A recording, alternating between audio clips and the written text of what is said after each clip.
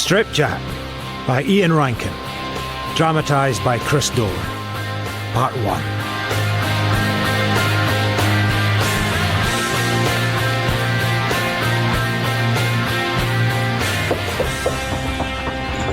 Put some clothes on, miss. Just come down to the front. Yes, sir, I know it isn't illegal to visit a brothel. On first, sir, if you like. A tip-off from an unknown snitch. What do you call a cat house smack bang in the most expensive area of Edinburgh? A bordello? Sounds Italian. Would go with a Chianti and polenta? Ask me, brothels fulfill a need. Cops like us should be getting on with real work in meaner streets. The robberies, domestic violence, gangsters. Sir, you better come and have a look at this. Still, it made a change. It was like a fancy dress party gone wrong. Nurses and matrons, wimples and high heels, Marilyn Monroes and Nazi stormtroopers. Most of the costumes revealed a lot more than they hid. What is it, Brian? You did biology at school, didn't you? In there. Evening, sir. Oh, this is a mistake. Officer, I'm Doing a bit of canvassing our way, Mr. Jack. don't understand. That's what they all say. This isn't even your constituency. Downstairs, sir, and you, miss, if you don't mind. Oh, God. Papers here already. Who tipped them off? Let's round them up and ship them out, lads. Gregor Jack. Name rings a bell. So it should, Brian. He's your honourable member, South Esk. Thought he was supposed to be one of the good guys. Any comment, Gregor? Your career finished? Honest Jack, independent MP, gets in a landslide every time. Had to be some chink in his armour.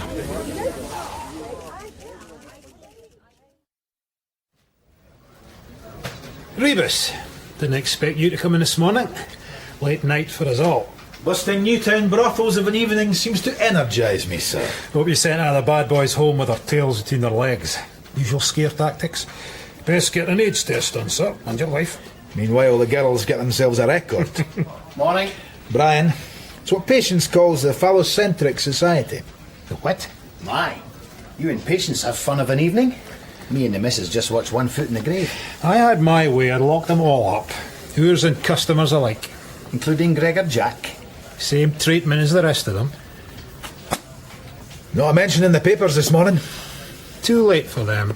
Or perhaps the brave new world of the 90s is no longer shocked by our MPs frequenting prostitutes. Except for us, apparently. Prostitution, Inspector Rebus, is a crime. When I'm informed of the existence of an illegal institution, I have to take action. Right, done and dusted, another successful operation. Now, John. Uh-oh. We favour. Matter of a few stolen books. Petty theft? I'm a detective inspector, not a volunteer cadet. Like I say, a wee favour. In a har, Edinburgh seems to shift back through time. You half expect to see press gangs, coaches clattering over cobbles, bedpots emptied out of windows. Stolen books? Not exactly glamorous work. Still, given a choice between shaking down heroin-addicted prostitutes, the gentle crimes of academia is light relief. Inspector Rebus. Professor Costello. Thanks for coming. Department of Divinity. Never thought you'd have a problem with shoplifters. What's the street value of a concordance these days? You'd be surprised. But the study of theology demands more than just Bibles and commentaries, Inspector. What books have gone AWOL? An early edition of Knox's Treatise on Predestination. A couple of Walter Scott first editions. Swedenborg's Wisdom of Angels, each one alone worth a fortune. A signed edition of Tristram Shandy and an early Voltaire. My office is over here.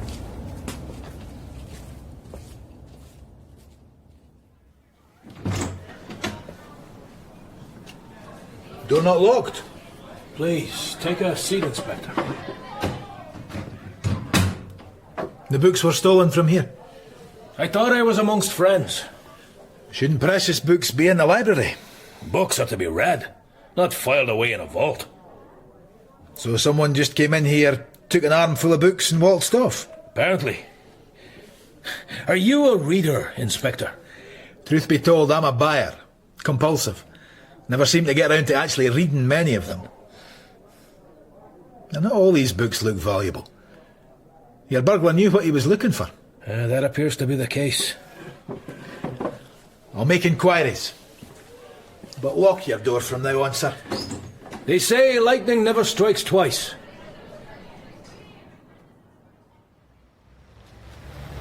There's a whole area of second-hand bookshops just off Lothian Road.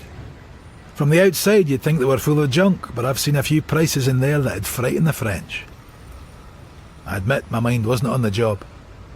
Couldn't get Gregor Jack out of my head. Hadn't been a big society wedding a few years back. That had been a surprise. Jack, as far as I knew, was a commoner garden fifer like me. Clawed his way up from humble beginnings.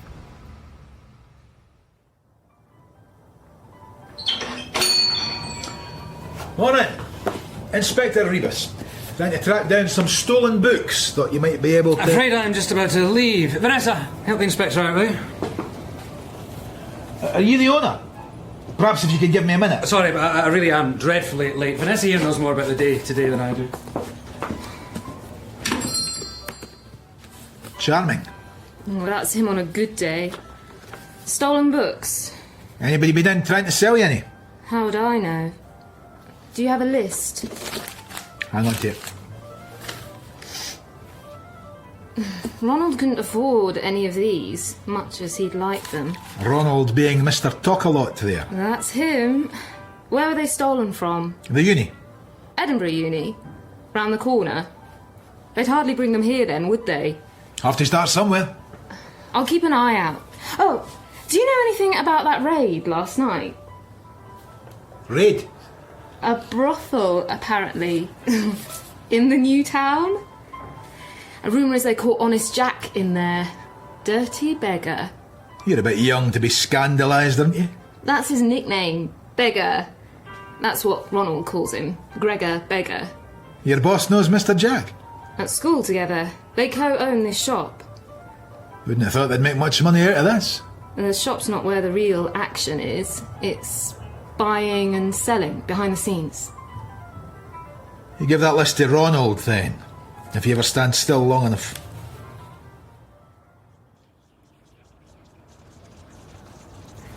It's one thing Gregor Jack being caught with his pants down. Quite another John Rebus wanting to meet in a cafe. Everybody seems to be doing it these days. And let's get this right. Jack didn't actually have his trousers down. I don't think that would stand up in court, to coin a phrase. Thought you might have lunched with a new woman in your life. I think Patience might have thought that too. But you know me, workaholic. What have you got for me? Nothing in today's papers. Lucky for you, they aren't normally so quiet about Gregor Jack. Comprehensive school, Fife. Why are you interested anyway? You had the chief. Done and dusted. I like to keep up with fellow fifers. Edinburgh Uni, economics and accounting. Met Elizabeth Ferry at university. Married her not long after. Sir Hugh Ferry's daughter. Well, I knew he'd married well. Filthy rich. And take a look. Stunner, eh? Rich, gorgeous. Funny, you don't hear much about her. Think as an MP he'd have her hanging off his arm at every photo opportunity. Apart from that, reams of paper all full of his praises. No scandals. Till now. And suddenly the papers have gone all coy. Maybe they're saving it up for the Sundays tomorrow. Did you notice last night? The hacks didn't take a single photograph until we led Jack out. They knew he'd be there.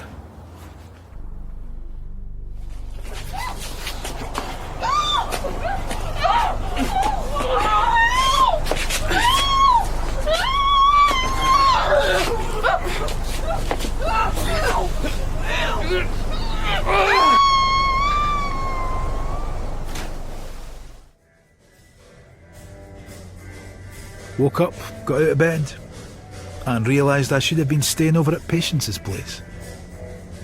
Uh-oh. The Sundays had printed the Gregor Jack story. Jack the lad, MP nicked in sex den. Seemed like a nice day for a drive, and what do you know? I found myself heading out towards South Esk and the Jack's house. Mr. Jack thought you all might want a cup of tea. Biscuits in the tin. Mr. Jack not coming out? Can we expect a statement? Sorry, no comment to the press. Miss, Inspector Rebus, you're Mr. Jack's secretary. Could I have a word with him? I'm his assistant. Follow me. What the hell was I doing? There wasn't even a case against Gregor Jack. Oh, it's a character flaw. The wife used to say so. Sticking my nose in. Not accepting anyone's word for anything. Come through, Inspector. Old house, modern decor. Not the work of a Fife boy. More likely his well-groomed missus. Gregor Jack was sitting scratching absent-mindedly at the fingers of his left hand. We have a visitor, Gregor. Detective Inspector Rebus. Thanks, Helen. Inspector, what can we do you for? Well, actually, I just happened to be passing. Saw the pack at your gates. Ravenous, aren't they? We're going to prepare a statement after lunch. Helen, I could murder a cup of tea. Inspector? Not for me. Sit. Inspector, sit. Mrs. Jack not around, sir? On holiday. We've a cottage in the Highlands. Not much of a place, but we like it. But she does know. Well, she's a big newspaper reader and there's a shop in the village, so... but there's no phone at the lodge. That's what we like about it. Cut off from the world. Could do with one of those. The reason I called in, Mr. Jack, your car's sitting in the drive, there are photographers out there. If your registration number gets in the papers... I hadn't thought of that. But thank you, I'll have it put in the garage. He seems to be taking it all well. He hasn't done anything illegal, Inspector. I wouldn't have thought it'd help his election campaign, though. I'll let you see your own way through the press, boys. Oh, Helen, wasn't it? Yes. Mr. Jack asked me to check up on his wife. No phone up in the lodge. Where did he say it was again? Dear Lodge, between Nukandu and Tom Navulin. Hope she likes whiskey. Anything you can tell us, Inspector? Hey, no, boys. Oh, come on. Not sure Gregor Jack was taking it quite as well as he wanted it to look. Never stopped scratching at that finger. Wedding ring finger I couldn't help noticing. Had Jack been set up? Who by? And why? What's happening down there? I can't see. Shine that thing over there. Woman, sir. Dead. I thought we were going for a quiet meal. We are. Just, there's someone I need a quick chat with. Enjoy the music. Jigs and reels. You never looked through my record collection, John. Grab that seat. And where were you last night? The suit looks like you've slept in it. I went home to collect a few things. Fell asleep in the chair. Didn't wake up till dawn. I tried phoning you. I was in the surgery early. God, it's all jerseys and brown ale. Well, I reckon doctors ought to see the wild side of life every now and then. Wild? We see that every day in the practice. There he is. 5 minutes, honest. Chris! Oh. I could read every thought in that look. Is John Rebus worth this? Patience didn't love me. Love was for teenagers. And the depressives she treated in her surgery. Sorry, sir. They've tried the office. He's home. He's local. Rebus, where are you? OK, lads. Start doing the rounds. Pubs, houses, pedestrians. Someone must have seen or heard something.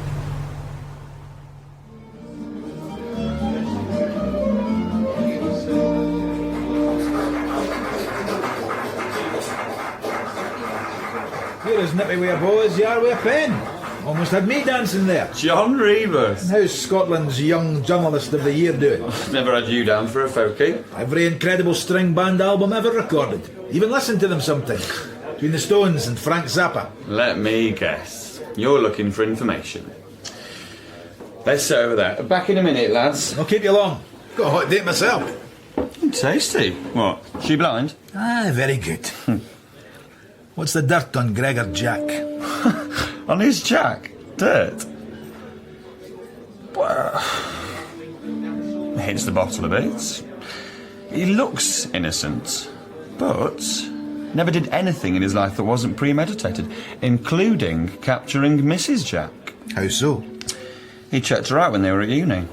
Only made his move after he confirmed she was filthy rich. Is there a story in this? If there is, Chris, it's yours. I'll take your word on that.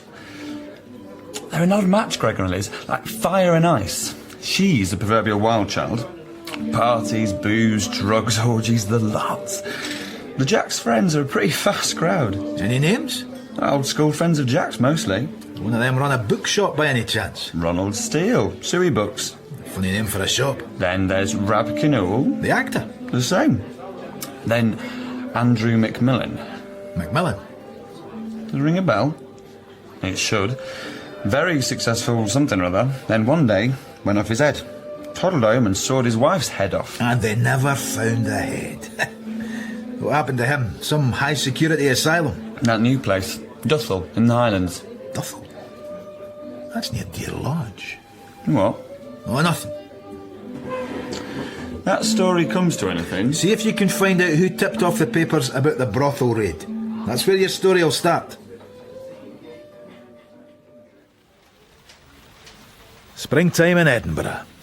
A freezing wind and horizontal rain. Patience never quite forgave me for leaving her at a table with 5 old beardies and a half pint of IPA. Actually, that wasn't the problem. We both knew it. Patience wanted me to move out of my flat and into her new town place. Show some commitment. Quite fancied the idea, actually. A basement flat. While other men of my age were moving out of the city and into bungalows, there was something attractive about going downstairs to a city love nest with a glamorous lady doctor. Dufftown Police Station, WPC Moffat. Sir, last night there was... Shh! Morning to you. D.I. Rebus, Lothian and Borders. I wonder if you could help me. So I'm looking for a place up your way, a lodge. Deer Lodge. I think that's D-E-E-R. You couldn't send a man out to check the place over for me? Looking for anything in particular? John. I don't know yet, Constable. Hang on. I'll head out that way this morning. Thanks. What, Brian? Tried to get you all last night. Where were you? I stayed over at Patience's. Then you'd better give us that number. We dragged the body out of the water a leaf last night.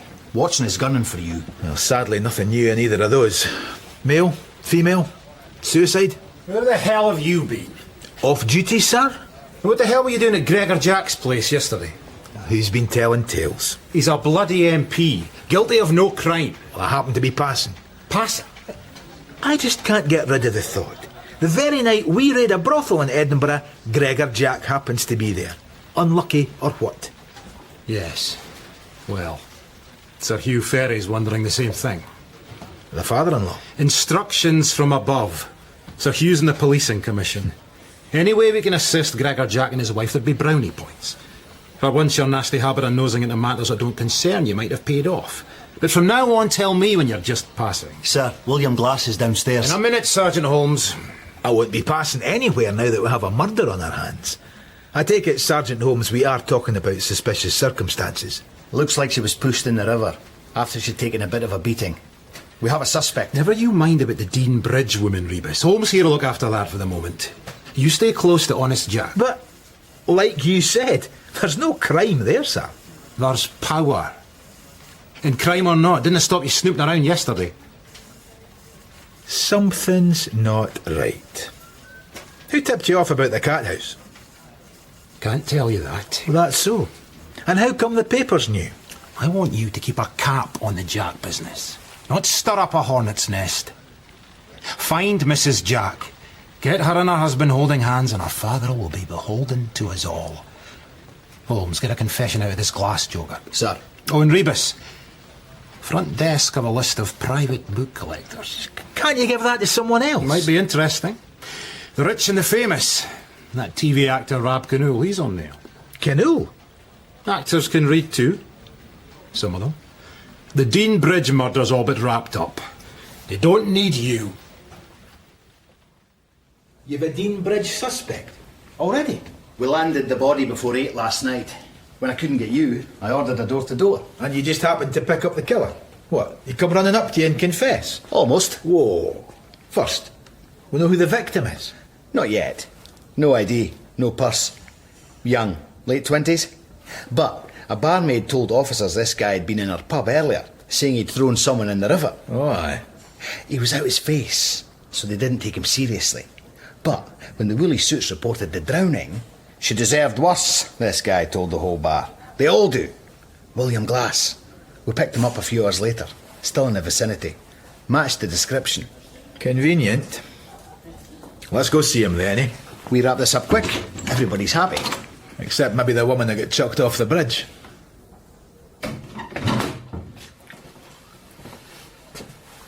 That's him. You were very forthcoming in the pub, sir. Why won't you tell us what you told them? He looks like a vagrant. Got yourself a few grazes there, sir. Knuckles look like they've seen a bit of action. I fell. He's our man. Come on, at least tell us your address. 148 Semple Street. Listen, I was drunk, okay? I didn't know what I was saying. Don't know what made me say it. That's it. Sorry in that. Can I go now? Come in, Sergeant Holmes. Sir. Well done on bringing in William Glass. Man's a mess, almost certainly threw that woman in the river. But you do know we have to let him go. What? But sir, we can't. Until we have something more concrete. Right now all we have is a withdrawn confession. All we have? Until we get some DNA, a witness, a motive, I'll have social services and the Bleeding Hearts Brigade all over me. Trust me, Holmes, best to let him walk now rather than ruining our case further down the line. If they squeal malpractice, police coercion, Glass will walk. I don't believe this. Lothian was changing in 1992. New roads, new railway stations even.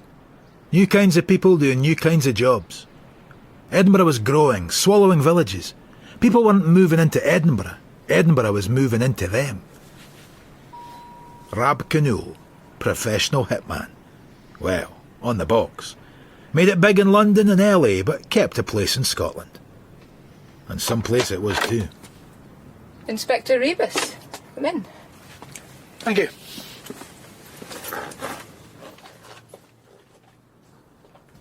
Please take a seat. Mr. Canoe not in. He'll be back any minute. Good. I was hoping for an autograph. He's a Fife boy like myself. No, everyone thinks that because of his friendship with Gregor Jack. They're both in the media, I suppose. Rab campaigns for him. We both do. Poor Gregor. Unfortunate business. They're old school chums. No, again, actually, it was me and Beggar who went to uni together. Beggar. That's a nickname, isn't it? We all had them. Back then I was Gauk, my maiden name's Gow. Gregor, Beggar. Did you know Liz Jack too? Oh, yes. You wouldn't believe what Liz Ferry as was and I got up to together. Oh, that's Rab now. I'll go and fetch him. The woman was definitely on drugs. Tranquilizers of some kind. I've seen it before, the slightly slurred speech, drooping eyelids. Inspector. What's up? Pleased to meet you, Mr. Canoe. Oh, plain old Rab will do. You've a fine collection of books, Rab, which is what I'm here about. Oh, no, they're mine. You've read them all? Cathy's a collector, Inspector. It could have been stamps. She doesn't read them, she collects them. I've read some of them. I'll get it. Several valuable books were stolen from the university, and we're hoping that collectors like yourself might have been contacted by the thieves. By thieves? Well, they wouldn't introduce themselves as such, of course. I've a list here. It's for you, Inspector. In the hole. Oh, thanks. Sorry.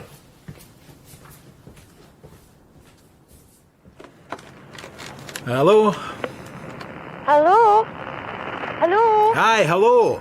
Oh, it's a terrible line. Inspector Rebus, Sergeant Holmes said I could get you in this number. Did he now? What do you have for me, WPC Muffet? I've just been over to Deer Lodge. Hello, Muffet? You gone for the moon? It's quite a sight, I can tell you. I'm sorry, Constable, you'll have to repeat all that again. Line went supernova. I said, sir, there's no one at home in the lodge.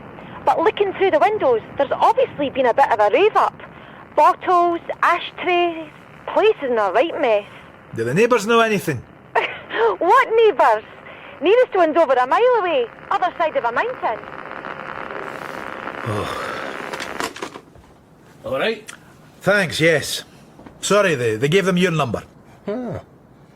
So now my details are with the police. Inspector, I've had a look. No one's tried to sell me any of these books. Inspector! Just passing again? We have some news for you, Mr. Jack. This is DS Brian Holmes. Pleased to meet you, sir. And you, Sergeant. By the way, you must think me an idiot. Didn't realise until you left yesterday that the phone was unplugged. Every journalist in the land was trying his hand. We plugged it in this morning, though, and Liz phoned not long after. Excellent. And how is she? Poor love. She'd been trying to speak to me the whole weekend. She's at the cottage, then? Yes, of course. Like I said. Only that was the news we came to bring you. Our colleagues in the Highlands took a look round Deer Lodge. Oh? Mrs. Jack doesn't seem to be there. Huh. Mr. Jack, would you like a word in private? DS Holmes can wait for me out here. I'll get Helen to put on the kettle. You know your way in. Brian, sniff around out here. See if anything smells rotten. Like what? Decomposing bodies? Keep your eyes open and your ears keen. And my nose wet. Any sign of that tea?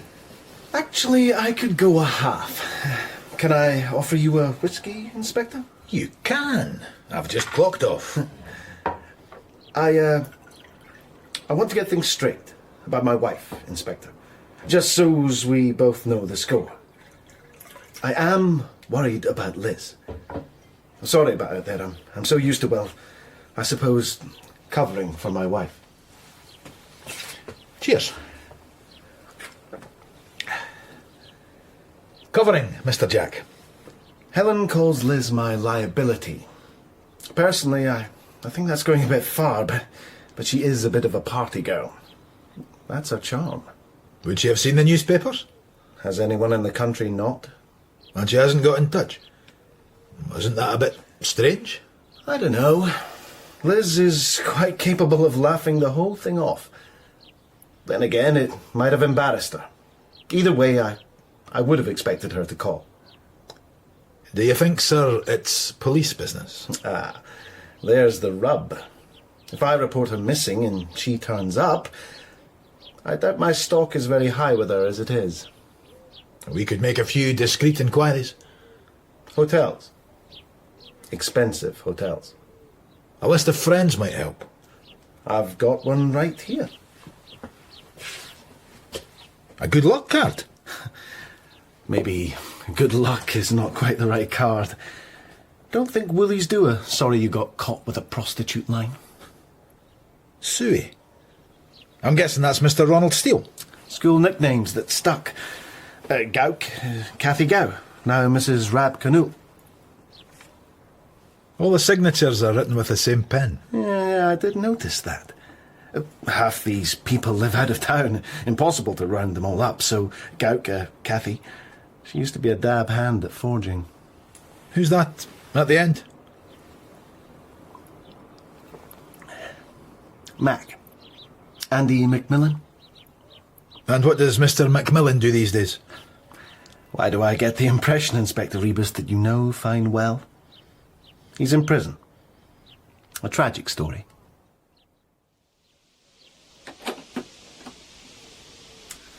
If we hear anything about Mrs. Jack, I'll be back in touch. I'm sure she's fine. Sir, there's something you should see.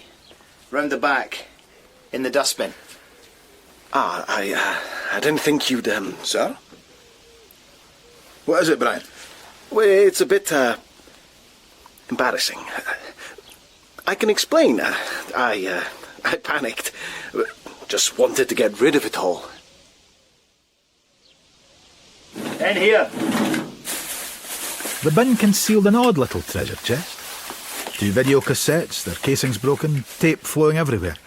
a packet of Polaroids, 2 small gold-coloured vibrators, 2 pairs of flimsy handcuffs, body stockings, knickers with zips, 2 whips. If the press had found that lot. Just what with the story about the brothel? I mean, I know it must look strange. That's why I wanted rid of it all. You don't have to explain anything, sir. It's not my stuff. Liz's. Her friends. The parties they have. I didn't want you to get the wrong impression. Mrs. Jack's parties. But, sir, here's a photograph of you with 2 ladies. The first and last party I ever went to. Look, Inspector, my wife's life is her own. What she chooses to get up to, well, it's out of my hands. I might not like it, but it's her choice. Lucky man. Strip Jack naked. That what someone's trying to do. Strip Gregor Jack of his career, his clean-cut image. His marriage, if you can call it that. I think I should suggest those games to Nell. Maybe me and Nell should get together with you and Patience. I leave you out of it, I might be interested. Is Honest Jack not as innocent as he'd like to look? He visited a brothel. He tried to hide evidence. Evidence? Evidence of what? Far as we know, no crime's been committed. What gets me? Where's Mrs. Jack? How's your murder case going? Deanbridge.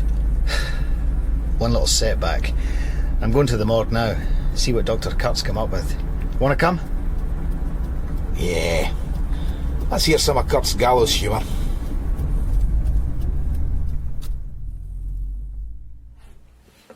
What do you think? Sign up outside, you kill him, we chill him? Brilliant. Murdered or drowned, Kurt? Oh, almost definitely murder. How do you know? How much do you want to know, D.S. Holmes, about froth, diatoms, blowflies? Unclenched hands. Well spotted, Rebus. That in itself. She's in her late 30s, imbibed a good deal of alcohol prior to death. Probably a blow to the back of the head. Right-handed attacker. But who is she? That's your department. We've put out descriptions. No one's identified her. No missing person link. Poor girl. Looks like she had a hard life. I take it you gentlemen are staying for a chat while I open her up. Aye, Kurt. Oh, shame. It's best bet. Right. Lovely, isn't it? When a man really enjoys his job. If he'd failed his finals, he'd be a serial killer by now. That guy that confessed. William Glass. Semple Street, that's the address he gave? I know that area. Granton, Bedsit land. Well, we couldn't keep him. And they took him home in the patrol car. He lives there all right. I thought you had this thing all tied up. You let him go. Temporarily. Watson wants to play it by the book, while Sir Hugh Ferry's hanging around your case. We'll have Glass, no worries. Those flats are short-let.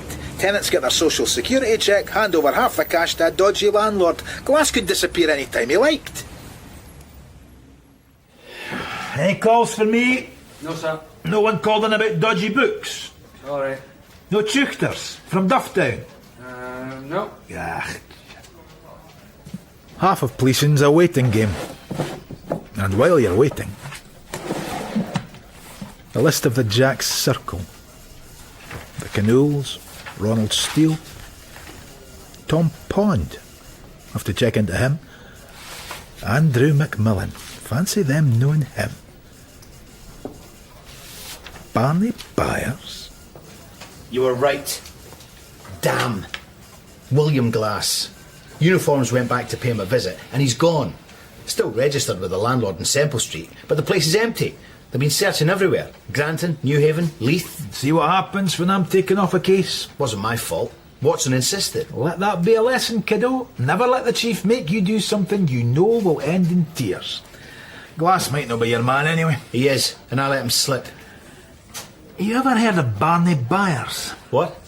The haulier, the original dirty trucker. A pal of Gregor Jack's, another Fife boy, not known for his delicacy. I told Watson we should keep him here. Wonder if he'd appreciate a call from another old Fifer.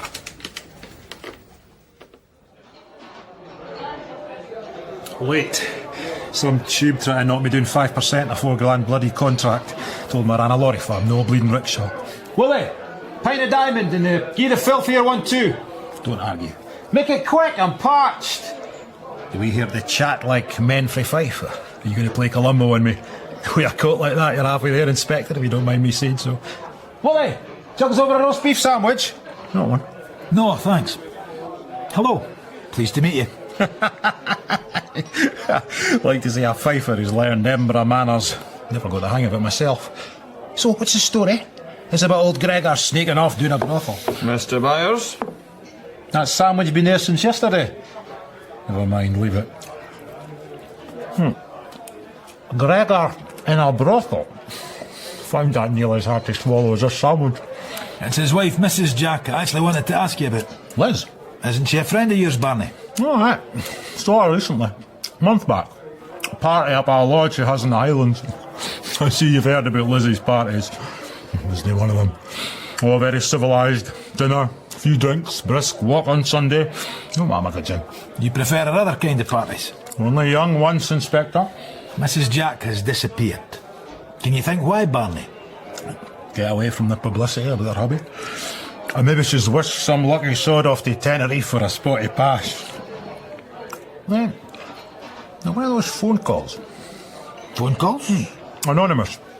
Liz told me about them. To Gregor. Caller would phone. Say he was Sir somebody or other, or Lord whatchamacallit. Gregor would be fetched. As soon as he got there, caller hung up. Mrs. Jack worried by these calls? Kinda, yeah. Gregor just laughed him off. With her letters too. Can't he mind?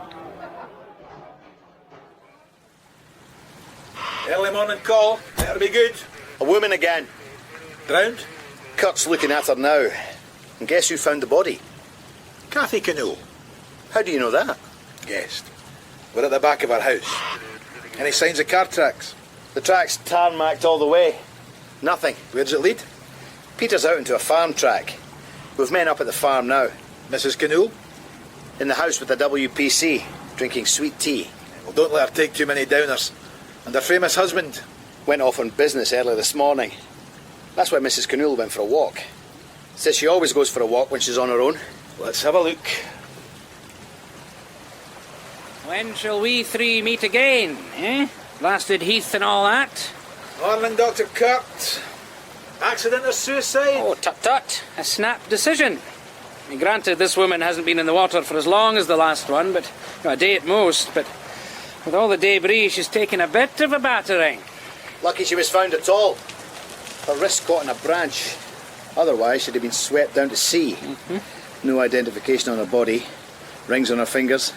Nicely dressed. Want to take a look? Okay. Jeez. Hard to bring a body down here, no? Roll it from the top of the hill. Can't see the water from up there. Now, you'd hear her going, but wouldn't see if someone was stopping her from being swept out to sea. Was she rolled dead or alive? I'll know soon. And if there's a connection with the previous victim, there'll be traces of sexual intercourse.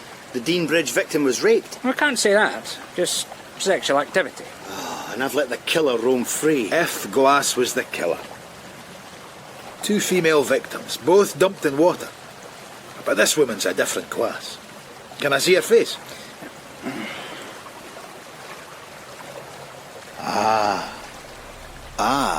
What? Think I recognise her. Who? Remember the photographs, Brian? Isn't this Mrs. Elizabeth Jack?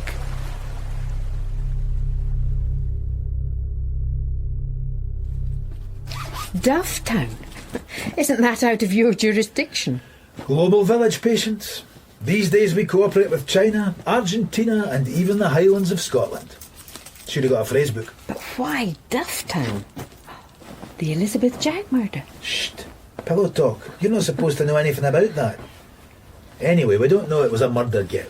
Gregor Jack only identified the body this morning. Poor sod. So why are you racing off? Have you been ordered to go?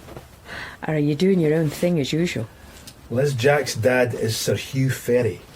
Let's just say that a certain amount of pressure has been applied to find out what happened to her. Quickly. But having a look at her country lodge, I mean, isn't that the job of someone on a lower pay grade? Or maybe you just fancy a little holiday. Some holiday. Have you got everything you need? Given half your clothes are still in your old flat. Are you going straight up north? Couple of things to do before I leave civilization for the realm of here be dragons. When I get back, Patience, I'll shift the rest of my stuff in. Okay? You'll shift the rest of your stuff in. You make it sound like changing offices. Inspector Rebus. How you doing, Veronica? Vanessa. No sign of your books yet, if that's what you're in for. And let me guess, no sign of Ronald Steele either. I have a feeling he doesn't like me. You just missed him. Wow, did you miss him? Something happened. I suppose it was over Liz Jack. That poor man, Gregor. Not exactly his week, is it? Well, that's one way of putting it. You were saying, Vanessa, about your boss. He doesn't normally come in on a Friday. Wednesday mornings, always. He plays golf with Gregor on a Wednesday and keeps his clubs here. Did they play this Wednesday? Well, Ronald picked up his clubs like usual. I wouldn't have thought Gregor Jack would have been in the mood for golf even before, you know, his wife. Nor would I. So Ronald came back in this afternoon? Stormed in. Didn't say anything to me. Looked like he'd been crying. Upset, anyway. He ran up towards the back shop there, and then... It was weird. What was? He stops in the middle of the aisle, stares, kind of wails, then he throws half the books onto the floor. Guess who has to clear up? Then what did he do? Went in the back. I didn't dare go in. I shouted in if he was all right. He didn't answer. About 10 minutes later I heard the loo flush and he came out again looking a bit calmer. And he walked out without saying a word. Sometimes you gotta go back to the very beginning. Coastal Road, through my native county, Queensferry to St Andrews, then up through Dundee, Brechin, Furryboot City, Inverurie. Time to think. Brian Holmes interviewed Cathy Canoe after Liz Jack had been identified. No idea it was her old friend she'd found floating in the river behind her house. Just saw the body and ran. Rab Canoe had been meeting potential backers for a new TV company that'd make gory murder shows. Plenty of parts for Rab, playing gangsters and killers. William Glass. Still no sign of the man who boasted he'd thrown a woman off Dean Bridge. Even if my guess was he only confessed to it once he'd heard the story going round. 2 drownings. 2 very different, if female, victims. Deer Lodge. Had Liz been up at Deer Lodge at all, or was I wasting my time? And was there any connection between Gregor's hijinks at the brothel and his wife's death? Suicide? Liz Jack didn't sound like a woman who was easily shamed. Weird, though, that she's found in the river behind their old friend's house.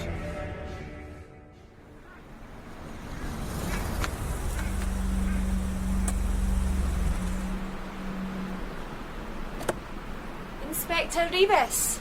Come straight from the brownies, WPC Muffet. I'm not as young as I look. Detective Sergeant Knox sent his apologies, recovering from an operation. Hopes I'll be of assistance, this being my neck of the woods. Oh, don't be offended, lassie. It's pure jealousy. Had a look round here yet? Thought I'd better wait for you. Good. We're going to get on just fine. Well, the house looks in good nick. Let's treat ourselves. Start with the bins. Whoa! Oh, side of salmon, chicken bones. Still not heard of any sightings of Mrs. Jack? Not a sausage. Neither hide nor hair of the woman. I believe this is a murder inquiry now, sir. You have phones up here? A wee birdie told me. Didn't you know we can speak to the animals? Oh, I can do that too. Different species of animal in the city, right enough. She was driving a black BMW, Mrs. Jack. Sorry, no joy. Well, let's go inside. Well, hang on. I've got polythene gloves in the car. Try not to touch anything, even with them on. Could smear or wipe a fingerprint. You don't say. Jings. They've had some party in here. James. Every kind of drink known to man. I've tried most of them right enough. Sort of an upbringing have you had, child? I thought it was all kirk and knitting up here. Oh, aye, but always with a dram.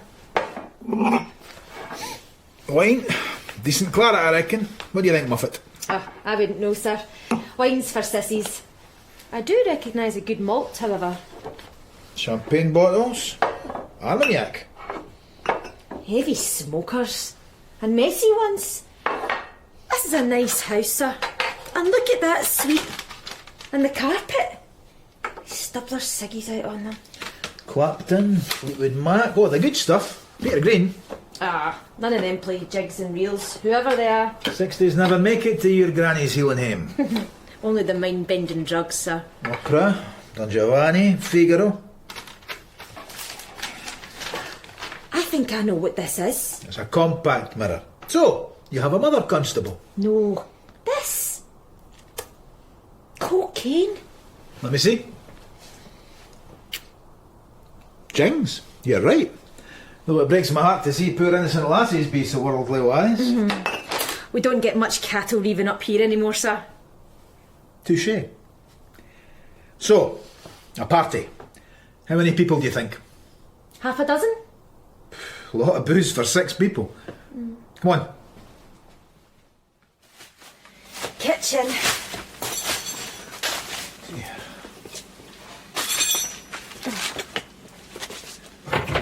Cans? Thought they'd have eaten better than this. Oh, venison stew, mind you. Lobster beast. Microwave popcorn. Oh, do they not even wash their dishes? Oh, and look at the table. Well, it has been cleared in a manner of speaking. It's like someone's just swept the whole lot onto the floor. You never seen the postman always rings twice, sir? That bit with the wife. Well, she skates everything off the table so that she and Jack Nicholson can have a spot up house your father. See, Nicholson comes in and he says to Jessica Lange... Please, I've had a sheltered upbringing. Your mammy shouldn't let you watch films like that.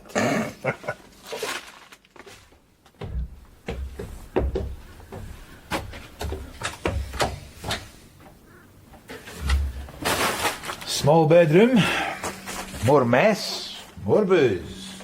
Maybe they don't clear up between parties. Good point. A series of parties. Pair of men's shoes, size 9. Where does this lead? Another bedroom. Looks like the master. Check the wardrobe.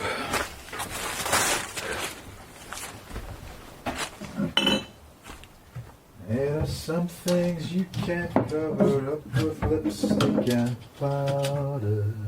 Oh, very nice, sir. Women's and men's things. Dresses, jeans. Aye, Gregor Jack said they keep a change of clothes up here. Well, well, well. Fun and games. What? The bedposts. A stocking tied to each corner. Maybe I should explain. Don't tell me. You saw it in the movies. In my experience, 15 denier just doesn't hold. Better off with good, thick, woolly tights. Aye, with a cold up here. 100-mile plus drive just to find out what I already knew. Liz was a party animal. Hang on. Something under the bedclothes. Sunday papers. Last Sunday. MP found in sex den raid. She was here, and she knew. Where's the nearest phone box?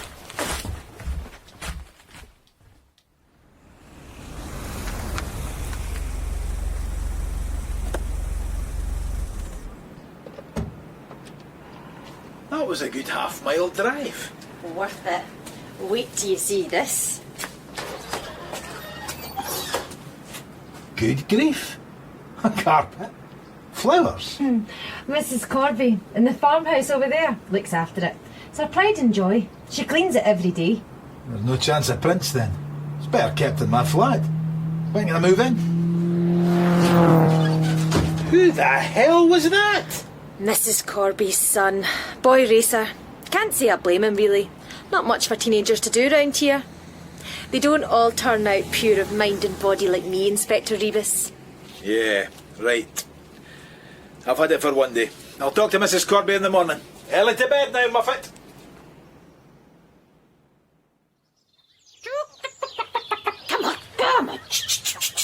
My husband passed away last year.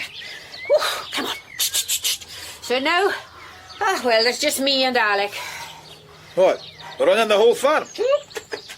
Running it down, more like. Alec just isn't interested. Now, what can I do for you?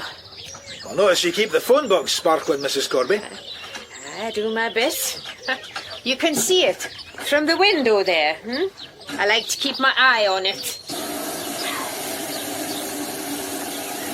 I wondered if you'd noticed anything suspicious, unusual, recently. No, I can't say that I have.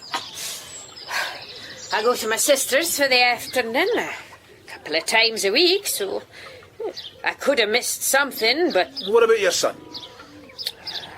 He's not here all that often. I used to love farms when I was a lad. Aye? Mind if I take a wee look round? Oh, These old barns used to fascinate me. All the old machinery. No, it's not safe in there. What's under the tarpaulin? No.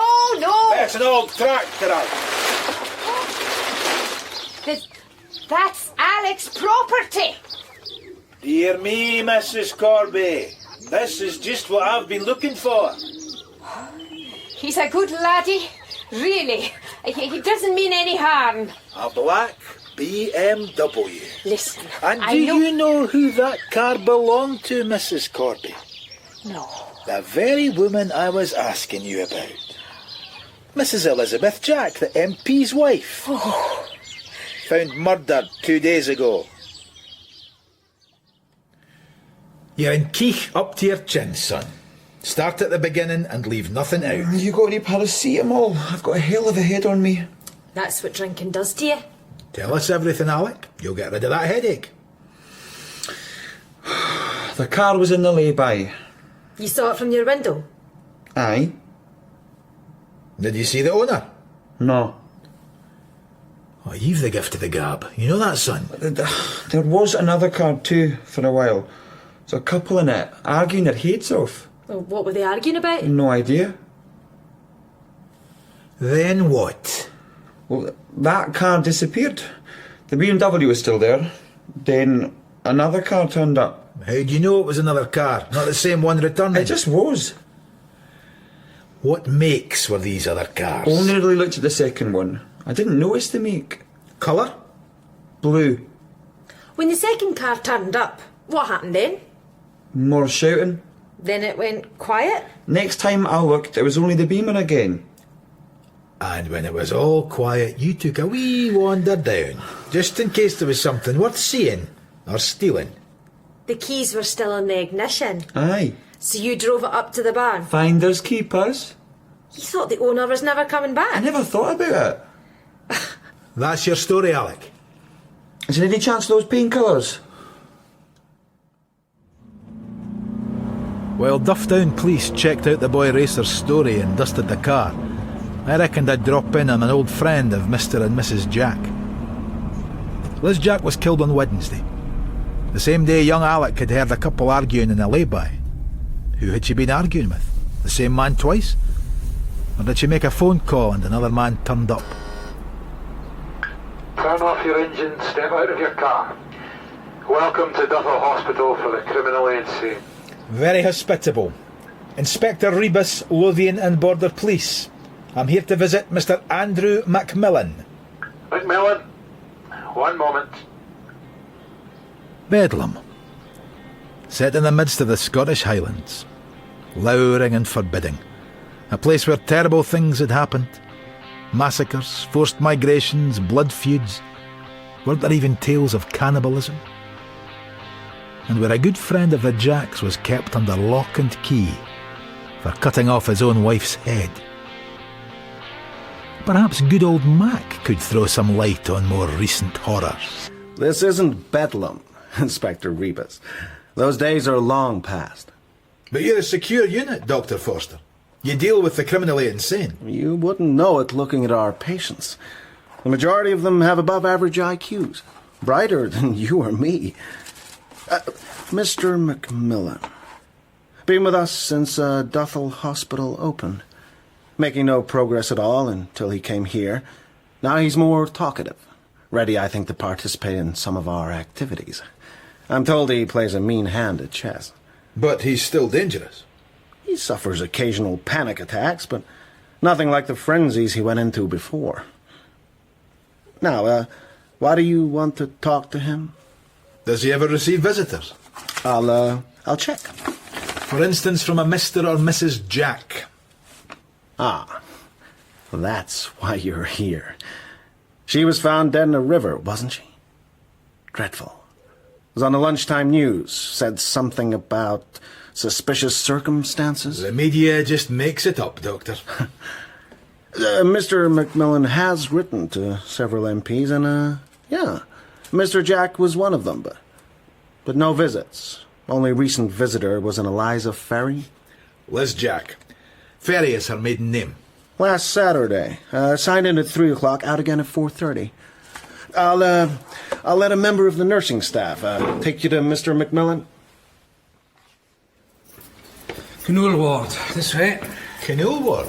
Donation. You must have heard of the actor Rab Knoll. Oh, I have. His wife's a patron here.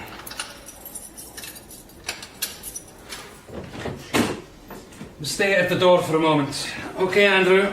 Back against the wall. Hands too. Is that really necessary? Outrageous, isn't it? You can sit there, Inspector. Aye. Good morning. Inspector? Are you an inspector of hospitals? No, Mr. Macmillan. I'm a police inspector. Oh. Well, they don't treat us well here, you know. There. Now that I've said that, I'll be disciplined. Andrew. Put into solitary. Any dissension gets punished. People need to be told. They censor our mail, drug us, God knows what with. Those who have been judged to be mentally ill get worse treatment than mass murderers. Now, is that humane? That's enough. You had a visit recently, sir, from Mrs. Elizabeth Jack. I did. What did you talk about? Well, it was quite a surprise. I know they have a house near here, but, well, it's been many years since I've seen Gregor. Well, he's a busy man. Is he still an MP?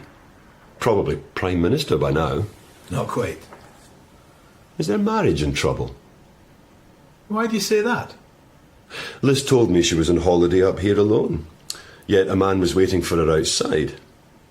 Now, either it was Gregor, and he didn't want to see me, but I can't believe that, or it was some gentleman friend. What? There's someone outside? I saw him. You think I ever get near a window, let alone a door? Some guy waiting in the car. I never really saw him. What kind of car? Beamer, black.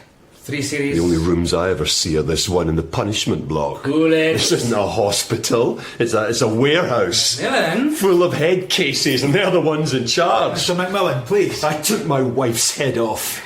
Could take yours off too, nursey, if you didn't keep drugging me. Get outside, Inspector. Oh, I'm staying. No, go. Tell the world. Tell them what happens in here. Andrew, that's enough. Tell them. Touch the earth for me. The last thing Andrew Macmillan said as a contingent of registered nurses marched me away. Dr. Forster's modern, caring methods weren't much in evidence when push came to shove. 1992 could have been 1892. You go away for a few days, and when you get back, you wish you'd never gone. William Glass, the vagrant who'd confessed to throwing a woman off Dean Bridge, had finally been found. Everyone was keen to nail every unsolved murder in Lothian and borders on him, especially Chief Superintendent Watson. And neither he nor DS Brian Holmes were impressed by my theories so far. Let's get this straight, Rebus. You're saying Liz Jack's at a telephone box in the middle of nowhere. She meets a man, they argue, man drives off, she hangs around. Then another car, maybe the same car, arrives. Another argument. Next thing we know, she turns up dumped in the river next to a friend's house. That is a bit shorthand, but... Look, the realistic candidate is William Glass. He's a thing for dumping women in water. Or the victim's husband, Gregor Jack. He's caught trousers down in a brothel. The row. He didn't mean to kill her, but... He was caught trousers up, Brian. And he has alibis for last Wednesday. Constituency meeting in the morning, golf in the afternoon. Which I double-checked. Then a dinner appointment with 80 respectable Edinburgh businessmen. And he drives a white Saab. Alec Corby saw a blue car parked outside the phone box. Right. Holmes, check the car colours of everyone involved in the case. Sir. Liz Jack visited Andrew McMillan on the Saturday. The nut who played keepy-uppy with his wife's head. He's locked up. We need an answer to all this, John. Until then, William Glass is suspect numero uno. John, Gregor Jack phoned. He wants to talk to you. You tell me this now? I told him to wait. Didn't want you hearing off, Rebus, before we had a proper chat. Jeez.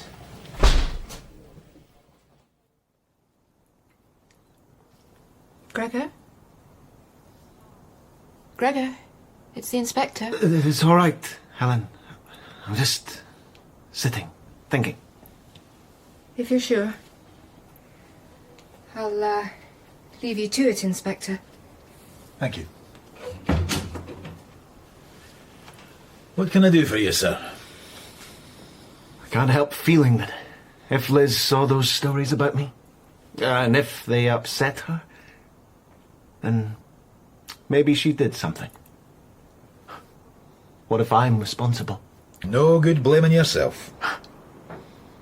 It's so ironic. How's that? That brothel. That's what started it all. The reason I was there.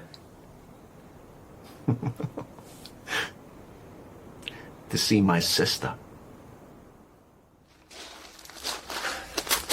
I'd been told. At first I thought it was a sick joke. Maybe a trap. Who told you? An anonymous caller. Went on for ages. Every time I got to the phone, he'd hang up. Then one night he waited and said, "Your sister's working in a brothel in the new town." The woman we found you with? Fully dressed. At least I was. Why didn't you tell us, Gregor? It was bad enough as it was. Everyone knowing my sister's a tart. Would that have helped? So why tell me now? It looks to me, Inspector, that I'm in deep water. I'm jettisoning what I don't need. So you've known all along that someone was setting you up for a big fall? Oh, yes. Any idea who? I'm an MP, Inspector. Lots of enemies. You didn't recognise the caller's voice? It was heavily muffled. Gruff. Tell me about your sister.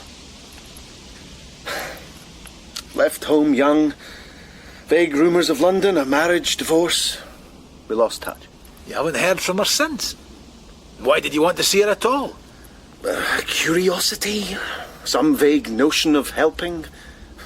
Not entirely altruistic. Bad for the image. A sister on the game. There's worse forms of prostitution than whoring. Very deep. Can I use that in one of my speeches? Not that I'll be making many of those from now on. Right, think I've sobered up. Coffee? I'd better be on my way. Why are they doing this to me? I'm the best MP this constituency's ever had. Why me? Why Liz? Barney Byers seems to think you've been receiving anonymous letters as well as phone calls. Barney? Man never stops talking, does he? Yeah, crank letters. You still have them? Not worth keeping. I'm told you refused to let anyone open them. That they might have been love letters? Love letters? I know they weren't. And they weren't crank letters either. They were from Andrew McMillan, asking you to do something about conditions in special hospitals. Am I right?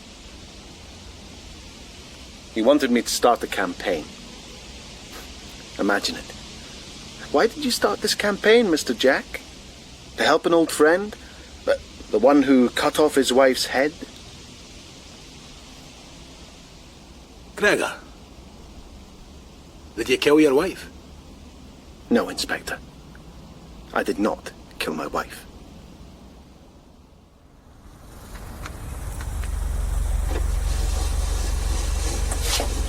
Looking for business, handsome? Detective Inspector Rebus. Get in, Gale.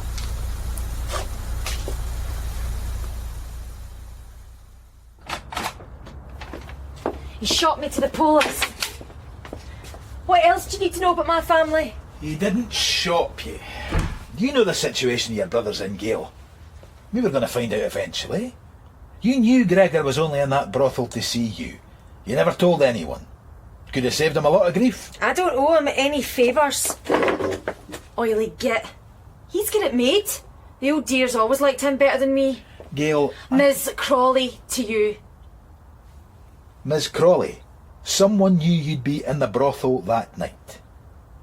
Any idea who? Not a clue. Listen, Inspector, the more trouble that pisspot's in, the better I'll like it. Yeah? Brace yourself. Mm-hmm. Against what? The surprise? Oh, I am delighted you found your way to my bedroom, John. But I need a little more. Everything I got, baby. I'm never sure if you're moving in or moving out. Is there somebody else? What? Well, it's just... You always seem to have something on your mind. You're hardly ever here. I'm now. Oh, comic timing. Hello. Brian. Hang on. I'm sorry. I'll take this next door. Oh.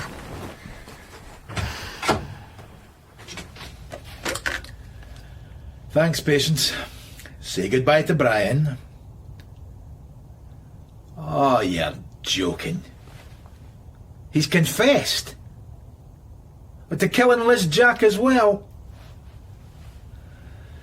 Brian, William Glass is one domino shy of a set. Think of all the questions Glass can't answer Brian. How did Liz Jack get to Queensferry? What was he doing in the Highlands? Why dump her body in the stream behind the canoes? Enough of this nonsense. I'll deal with the chief tomorrow. Hold on. Which? Your work or us? Come on, Patience. Here we go. Oh. Bloody hell! What now? Dr. Aitken? Yep, she's right here. Sorry. Dr. Aitken? No, just leave him as he is. I'll come over. Ha!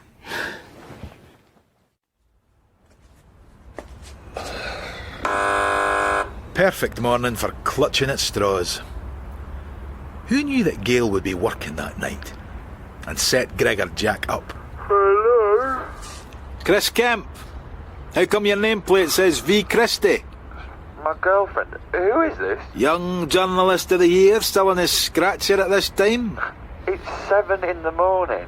Too early to talk to the man who's trying to give you a story. Rebus? Hang on until I put something on. No, actually, we're out of milk. Do you want to get a pint from the corner shop? I'll put the kettle on. Okay. I'll see you in a minute.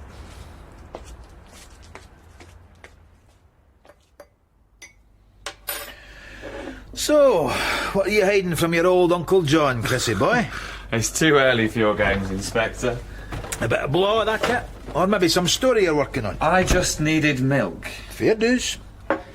Listen, I've got a lot of work on today. Oh, I won't keep you. Just wondered. Any news on who tipped the press off about Gregor Jack? Nope.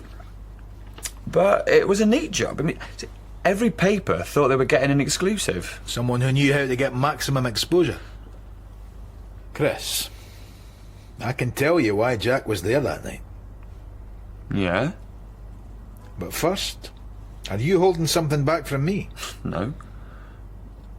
Well?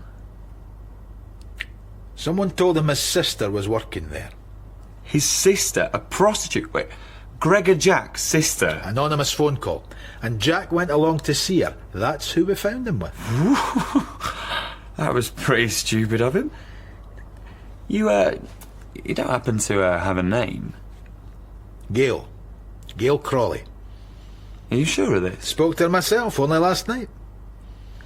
You know this is a story, don't you? And you can place it. Let's see what happens. Now, what are you hiding? Oh, don't start that, Ken. Oh, it's a trained eye, Chris. When you put the milk in the fridge, there were 2 pints in there already. God. So there are. Vanessa must have got some. Vanessa? Excuse me? What? You played for time when I rang the bell. Since I came in, you've stood in front of the oven. The door's not shut properly. There's something hanging. Hey, don't you need a warrant or something? Knox's treatise on predestination. I've heard the cook in the books, but... They're Vanessa's. Walter Scott, Swedenborg's Wisdom of Angels. You and me are going walkies, son. Vanessa only works in Ronald Steele's bookshop part-time. She studies divinity. With Professor Costello. Thinks you should take a refresher course on ethics. And don't ask me why she did it. I mean, I don't know if she planned on selling them or keeping them. We had words about it. This is your lucky day. And it might be Vanessa's. I've given you a scoop, and I could return these books to their rightful owner without anyone needing to know who borrowed them. But I need something in exchange, Chris. You got a bargaining chip? Her boss. In the bookshop. Steele? He's having an affair with Mrs. Rab Kinnoul. Started a while back.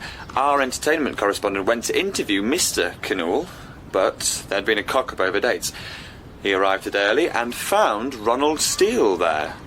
Doesn't sound too shady to me. They're old friends. Yeah, but I remember something Vanessa told me. See, a couple of Wednesdays back, she needed to get in touch with Steele. Now, he always plays golf on a Wednesday, so she phoned the golf club. And they told her that Messrs. Steele and Jack had cancelled. Well, I mean, I put 2 and 2 together. And what did you come up with? Rab Kinnoul is famous for his temper. Do you think he knows Steele's visiting his wife when he isn't there? Shot, Hector. No, it'll do. Straight as a die. Excuse me. Can we help you? If you're inquiring about membership... Me? I wouldn't know which end of the bat to hold. Inspector Rebus. Lothian and Borders Police. They must have heard about you changing the lie of your ball bill. I'll look into that, sir.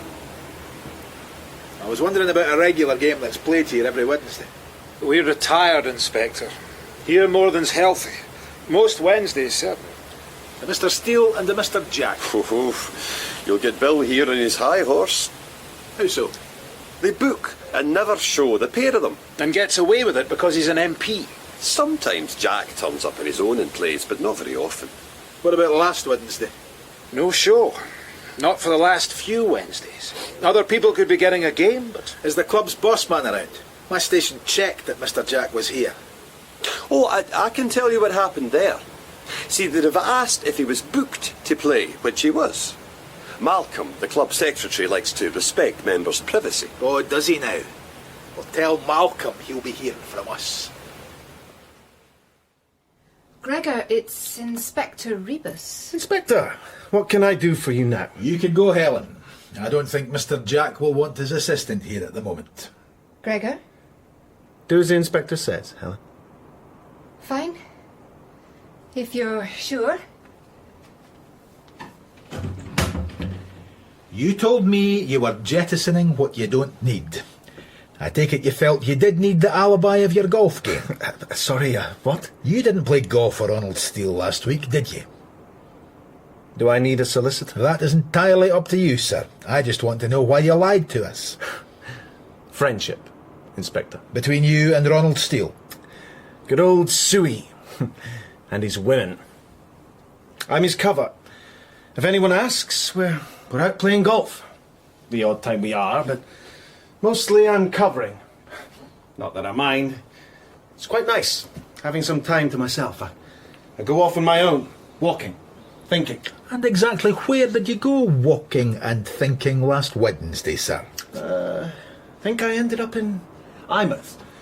It rained. I walked along the front. Who's the woman, Mr. Jack? We're back to Sir and Mr. Jack, are we? Friendships. Always difficult, aren't they? I don't know. I don't want to know. Never ask him. Mrs. Canool? Cathy Canool in steel? Have you seen Rab Canool? I had, and I knew what Jack meant. But I still had my eye on Mr. Ronald Steele, from the moment I met him and he didn't want to talk to me. Come on. Back at the station, a call from WPC Moffat, my bonny Heelan lassie, convinced me all the more that Steele was at the heart of this. Rebus? Inspector, I'm calling from the phone box. Moffat, how's the carpet? I've news for you. You ever heard of a man called Tom Pond? Yes, he's one of the Jack's friends. Can't get in touch with him. An architect, in the States apparently. He still is. However, he phoned our station. He only heard about Liz Jack the other day. He's got a house near the Jack's Lodge. Uh-huh. He phoned the woman who cleans his house. She's a friend, really. Lives in the village. Well, she was worried that someone had broken into his house. And then, when he heard about Liz, he wondered if it was her who had been in. She has a key. Well, he thought we should know. How far's the house from Deer Lodge? 20-minute drive. And yes, I'm going there right now. WPC Moffat, you will go far in this business. 20 miles, more or less.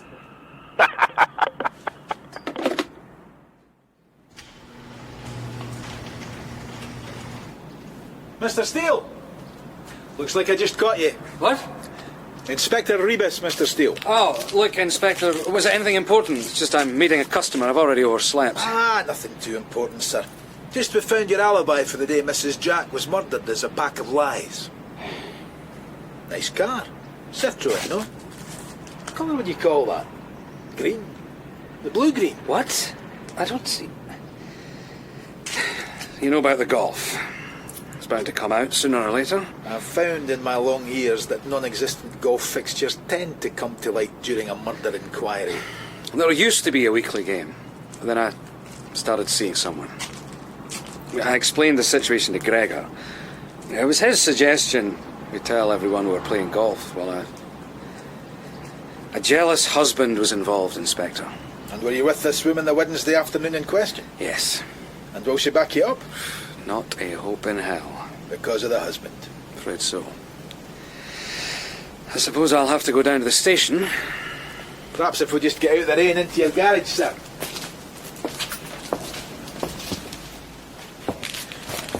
You won't have seen this yet. MP's secret sister. Good God. Gail. Very faint memory of her. A couple of years below us at school. Well, I suppose it makes sense, in a way. None of us could figure out what Gregor was doing in a brothel. His sister. You're worried about this jealous husband? I'm afraid to say, Mr. Steele, an awful lot of people seem to know all about you and Mrs. Canool already. What? People know? Well, educated guesses. Mine is you persuaded Cathy Canool to take up an interest in rare books. Makes a good cover. It's not what you think. Cathy just needs someone to listen to her. Rab only has time for himself. She's just a friend. If she's a good friend, she'll back up your story. You don't understand. Rab is a violent man. He terrifies her. Then we've only your word for your whereabouts. You don't think I killed Liz, surely? If you didn't, you've nothing to worry about, sir. Does Gregor know about me and Cathy? Would it make any difference if he did? I've no idea. I'll let you get on, Mr. Steele. But before I do, could I have a quick look in the boot of your car? Why? Yes, of course.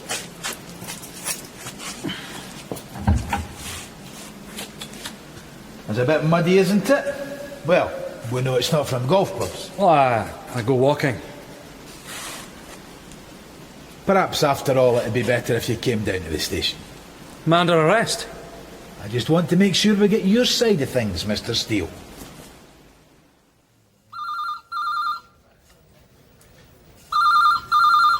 Tell Holmes Ronald Steele's downstairs. Aye, and you'd better tell the chief as well. Right. I'm coming, hang on. Rebus. Inspector, Moffat. I'm in Tom Pond's house now. I thought I'd walk you through it. Good girl. Is it secluded? A few houses dotted round about, but the whole area is holiday cottage land. Deserted most of the time. So whoever was there could have come and gone unnoticed? Without a doubt. Where in the house are you now? In the living room. But the layout's open plan. I can see through to the kitchen, the wee hall and the stairs. Any signs of people having been there recently? Well, unfortunately, the cleaning lady is very thorough. I had another wee chat with the Jack's American friend. Tom Pond? Said I'd phone him when I got here. He hardly ever sees the crowd these days. Spends most of his time over there. Steele, he hasn't seen in ages. Same goes for the Canoes. He told me about Andrew McMillan. Oh, of course, that was before your time. Cut his wife's head off. Jing. Aye. Will you stop it with the jings, Muffet? Well, Pond seems to think that Cathy Canoe's in regular touch with McMillan in the nut house. Duthel Hospital, if you don't mind. Right. Well, you'll have met this Mrs. Canoe. Swallows Valium like Smarties. Pond seems to think that she was the cleverest of the whole bunch. Her mistake, according to Mr. Pond, and here I quote, was in marrying that knobhead Rab Canoe. A great bunch of friends, aren't they? Oh, hang on, what's that? Muffet? What? You still there? I'd have a word with that cleaner. Hairs in the back of the couch. Different colours. Bit of grey in there. You haven't picked them up, have you?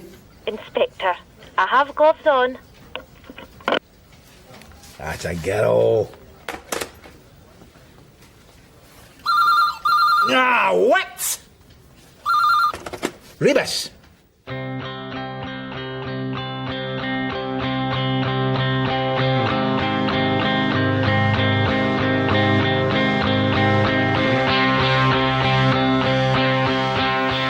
Holmes, who the hell has Rebus brought in now? A Mr. Ronald Steele, bookshop owner and friend of Liz and Gregor Jack's. Steele? Which case is this? Stolen books or the double murder? Does Rebus himself know the difference? Where is he? Urgent call. Said something about Waverley Station. Waverley Station? He was in a rush. Popped his head round my door before he ran off. Rebus believes that Ronald Steele's been playing away with Rab Canoe's wife. Also, he found mud in the boot of Steele's car. Could have come from up north. Forensics are checking it now. He's single-handedly taken up every man our forensics have got. Yes. Well, he's also getting some hairs from a cottage near the Jack's Lodge sent down for examination. Local police up there found them just now. Good God. We're over a week into this inquiry. I don't understand a damn thing Rebus is doing.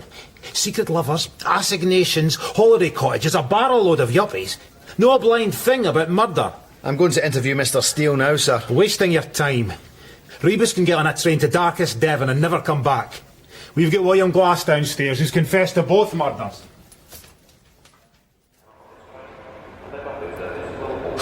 About bleeding time. My train leaves in 10 minutes. Got here as soon as I could, Gail. Bastard putting the papers on to me. Maybe it wasn't your brother. Who else would have done a thing like that? Person who knew who you were. Who told Gregor where to find you? That's what I wanted to tell you. God knows why. I don't owe my brother any favours, that's for sure. You going back to London? Nothing for me here. Not now. Gotta get away, you know. I remembered something. A couple of months back. Not long after I came up here. The usual trio of pissed punters comes in. I went upstairs with one of them. Asked him his name. They usually just make one up. But this geezer looks at me and he says, "Don't you recognise me? I'm famous." And I said, yeah. And he goes, "Straight up, I'm well known round here. My name's Jack, Gregor Jack, MP. Of course, I just burst out laughing and told him he was a liar. He said fair dues and got on with the business. What did they look like? In my line, you try and not remember faces. One of the other girls said later on she thought she had seen him on the telly. Rab Canoe, the actor? Yeah, could have been. Who knows? What about his two pals? One was a lanky beanpole. The other, leather jacket on. I better shift. I'll carry your bag. Gentlemen, are you? I should never have left London. None of this would have happened if I'd just stayed put. There's my train bag. If you see Gregor... Ugh, never mind. I'd about turn if I were you. Watson's on the rampage. You came out to tell me that? Did you interview Ronald Steele? Have to say, John, he seems pretty plausible. Had to let him go. What? Be reasonable. What could we hold him for? What about his car boot? He goes for country walks with Mrs. Canool. That was mud from behind the Canool's house. The day he dumped Liz Jack in the river, I'll swear it. But now our Mr. Steele goes home and calmly gives his car a right good clean. Also, Watson wants to know what's happening with the stolen books. All taken care of. I'll put in a report later. John, they're formally charging William Glass. For both murders? The Dean Bridge victim had intercourse just before she died. DNA matches Glass. So he killed her. Glass had nothing to do with Liz Jack's murder. How do you fancy a drive out to see Mr. and Mrs. Canool?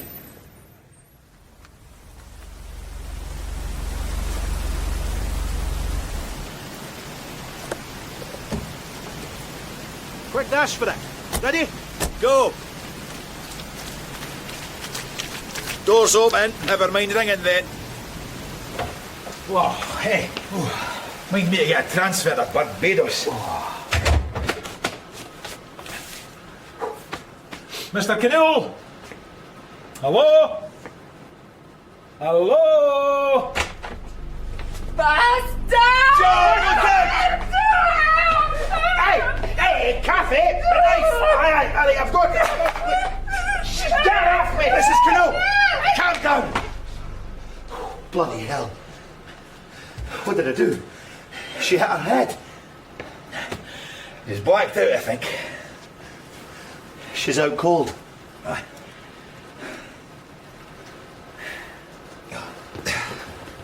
Heaven only knows what she's taken. Or why she wanted to kill you. What the hell's going on here? Kathy! Kathy! Are you alright? What happened? Well, we're hoping you can tell us. She came at Inspector Rebus here with a knife. Oh, God. Kathy! DS Holmes has called for an ambulance, Mr. Canool. Better let us know what she's been taking. Taken? She blacked out, and she wasn't acting too normally before that. So what led her to being so out of control? I don't know. We had a bit of a row. A bit of a row? She went for me. So, she was hysterical. I went for a walk until she calmed down. In that rain, more like you ran, sir. Pure and simple. Will she be all right? Kathy, Gauk. What she needs, Inspector, is to be away from me. We're no good together. But then we're useless apart. What was the row about? Seems stupid now. They always start with something petty, then they build. The amount of time I'm spending away from home, she thinks I just find excuses to get out of the house. And is she right? I'm sorry. Kathy! Brian, take Mr. Canool somewhere to dry off. I need to stay with her. She'll be all right. Besides, Sergeant Holmes here has a few questions for you. Come on, sir.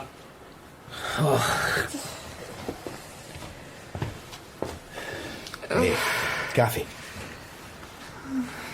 Gauk. Tell me about Ronald Steele. Rab mustn't know. Well, we're alone, sir. Best tell me about your night out with Ronald Steele and Barney Byers. What night? You and two of your friends visited a brothel in the new town, Mr. Canool. Ah. Damn. We met up in town, more or less by accident. Barney had just signed some really big deal and was full of it. He wanted to party all night.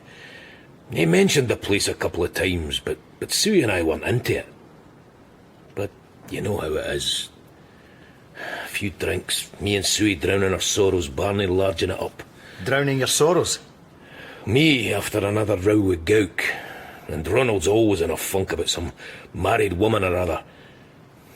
Byers got his way and we ended up in the Newtown brothel. You must think I'm It's of right. no importance what I think, sir. Did you tell the others what you told the prostitute? Good God. How did you know that? Did I tell them? I don't know. I was drunk, Sergeant. I can't remember much. I probably did. It was a strange thing for you to do, Mr. Canool.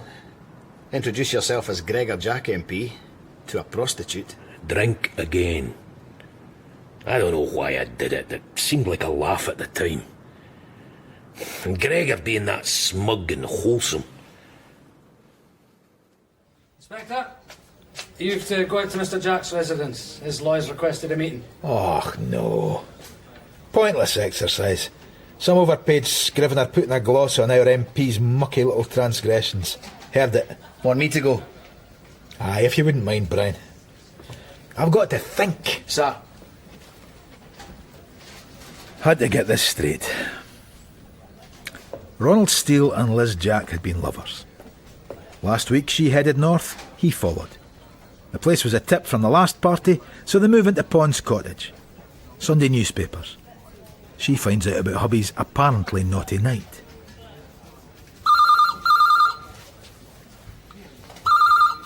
Shut up! I'm trying to think! This time, though, Steele wants more than a dirty weekend. He's been making anonymous calls, sending letters, anything to throw a spanner in the works of the Jack's marriage. But could Steele have been two-timing Liz with Cathy Canool? Nah, that was just tea and sympathy. Steele comes back to Edinburgh. Liz stays up north. Then Rab Canool meets Gail in the brothel, tells Steele that Gregor's sister's on the game, and hey presto, Steele has the weapon he needs to wreck the Jack's marriage. He forms a plan to strip Jack totally naked, frame him, get him to the brothel, tell the papers, and Ronald Steele would have Liz Jack all to himself. What? What? Oh, sorry. I just wondered how you were getting on, sir. Miss Muffet. Sorry. I was just trying to snatch a free moment to think. I've got some news for you. Uh-huh. But do you want to think out loud for a wee bit first? I'm a good listener. Why not? That day in the lay-by, the car our boy racer saw. Alec Corby. Couldn't have been blue, must have been green. Ronald Steele's. Liz and him argued. Steele drove off in a temper, but then came back for more. Things escalated. And he whacked her. Been watching too many mafia movies. Well, why take the body to Queensferry? Well, he had to get out of the Highlands. He'd read about the Dean Bridge murder, body dumped in river. The only river Steele knows runs behind his pals the Canool's house. Runs straight into the sea. Except her arm got caught in the river.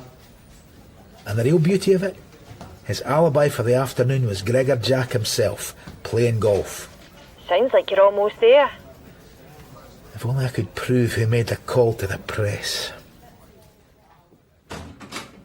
Rebus. Now, before you say a single word, you left me with no choice. We have evidence. You might remember that little thing, that Glass killed the first woman. He's confessed now to both. So far, you haven't given me anything I can go on. The hair's found in the cottage. Just got the report phoned in. One belonged to Mrs. Jack, the other to Ronald Steele. Ah, still. But that's not why I asked to see you, sir. No. I'm getting somewhere now, but I won't get much further. I keep stumbling on the same vital missing piece of information. Uh-huh. Who tipped you off? About the brothel? I cannot divulge that source, Rebus. Even if it means the wrong man goes down for the murder of Mrs. Jack and the real killer's free to do it again? You have my word. My professional judgment that the source will not lead you to the murderer. It wasn't anyone who knows Gregor Jack. If Pro... You were going to say, sir? Nothing. Doesn't matter. Prostitute? No. Proctor? Procurator? Leave it, Rebus. You misunderstood me. Professor? You were going to say Professor. Professor Costello, am I right? He's a friend of yours. But how would a Professor of Divinity know about a brothel? Professor Costello, of all people. Well, I'll just need to ask him. All right. Of course the Professor doesn't know anything about brothels. But a friend of his visited the place one night. He was consumed with shame. He went to the Professor for advice.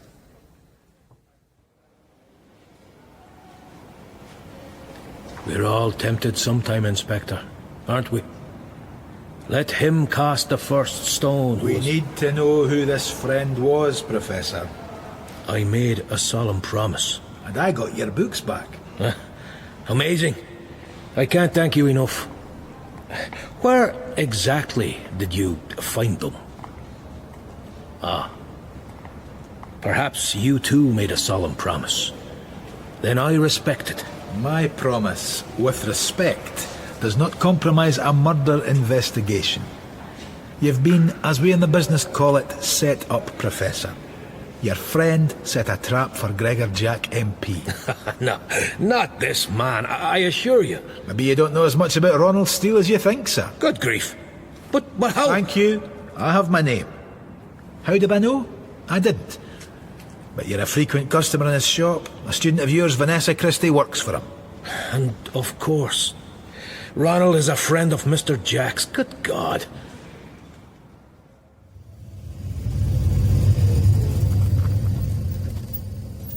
John! Spot on timing, Brian. You got a disco light? Stick it on. We need an arrest warrant for Ronald Steele. Hang on. Chill for a moment, will ye? He's probably miles away already. I told Watson, get going. Hang on, will ye? I've got more information for you. What? You were right. Nothing new in the meeting with Jack's lawyer. But after, you know how I was checking up on everyone's cars, looking for the blue Escort. Something Jack said in passing about driving around instead of playing golf. How he didn't have his map. It was the way he quickly corrected himself on some of the details. Well, I decided to check out car hire companies. I don't want to hear this. I've got this case all sewn up. In my head, at least. Sorry. Ford Escort. Blue. Hired by Gregor Jack. Damn. Oh, thank you, Sergeant Holmes. Fine piece of detective work. Gee. Oh. I owe you one, Brian. I nearly arrested the wrong man. Had it all worked out. Steele killed her, out of jealousy, to get at his old pal Jack.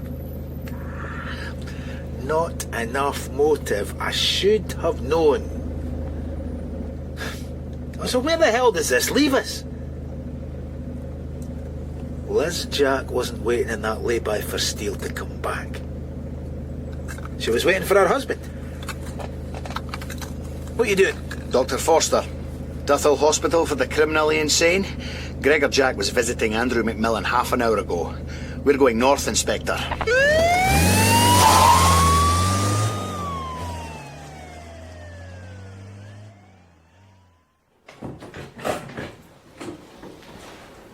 We've sedated him. He might not be as talkative as before, but he'll remain calm. Andrew, Inspector Rebus is here to see you again. Good evening, Mr. McMillan. Inspector, I will stay with you if that's all right. That's fine by me. You had a visit from Gregor Jack, Mr. McMillan. We should put up a plaque.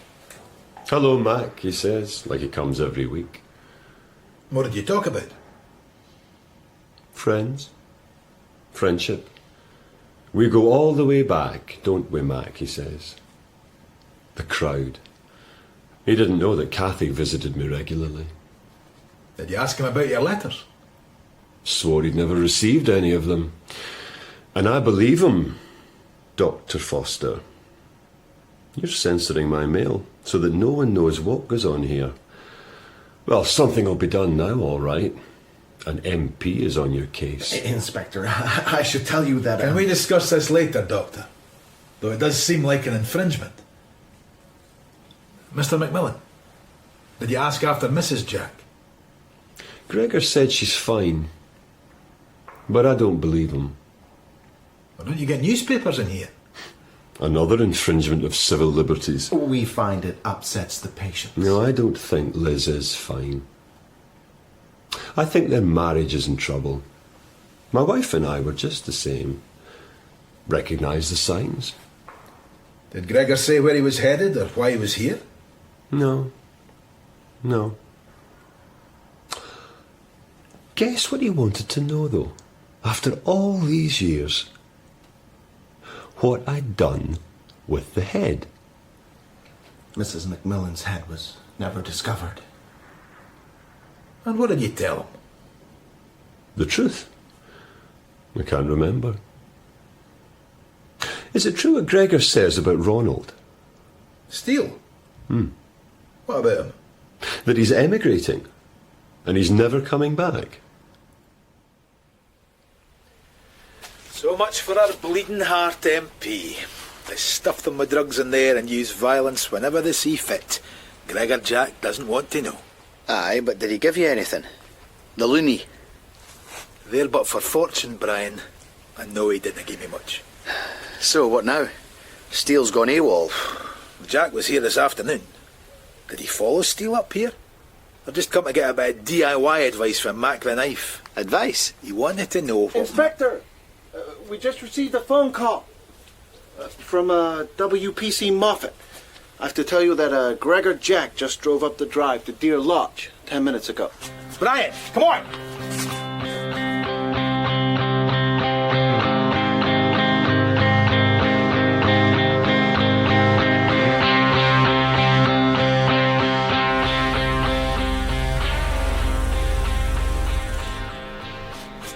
Put your lights out. They can't see us from here, but they might catch the beam. Thought we should stop short of the lodge and make a plan. Good thinking. Moffat, Holmes. Holmes, Moffat. Very pleased to meet you. Don't give her the eye, Brian. To me, your brother and sister, my Highland and Lowland children, united at last. You call for reinforcements? We're out in the sticks. It'll take some time getting here. Right. 2 of us go in. You and me, Moffat. You know the layout of the house. Either Jack's got a hostage in there or a corpse. If Steele's alive, the sooner we go in the better. Hang on, I've got a torch. The lights have been burning all the time.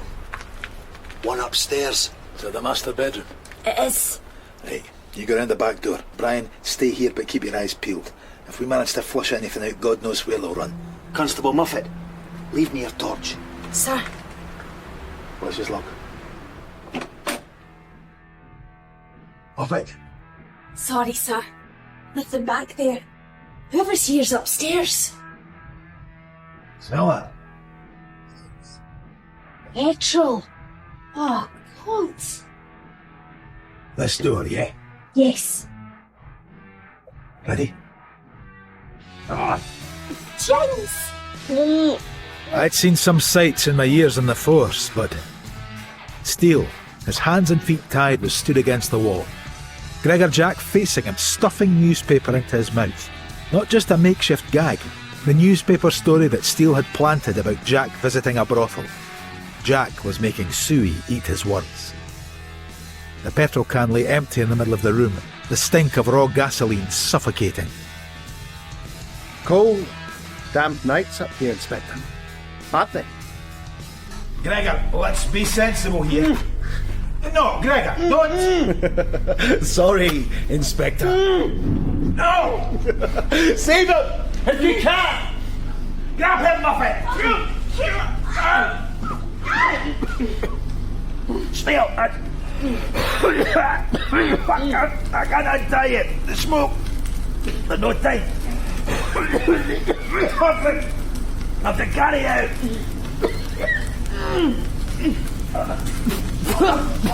Rebus! Your hair's on fire!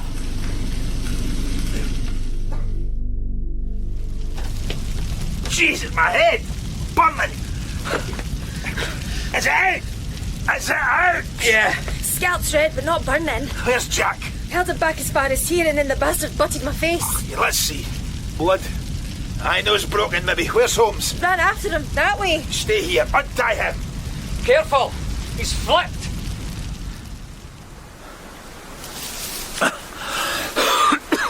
The area around Deer Lodge was bushland. My head burned, briars and thistles everywhere. The ground sloped upwards. So long as I kept climbing, at least I'd be heading away from the lodge, as would Jack. Jack! Don't be stupid! Jack! Holmes. Sounded like he'd lost him too. Further up.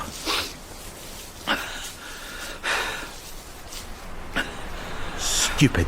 Should have taken a torch from the car first. Jack! Jack! Either Holmes was getting further from the prey, or I was. Or Jack was behind one of us with a meat cleaver. Maybe best to leave him out here, freeze to death. Let rescue services find him in the morning.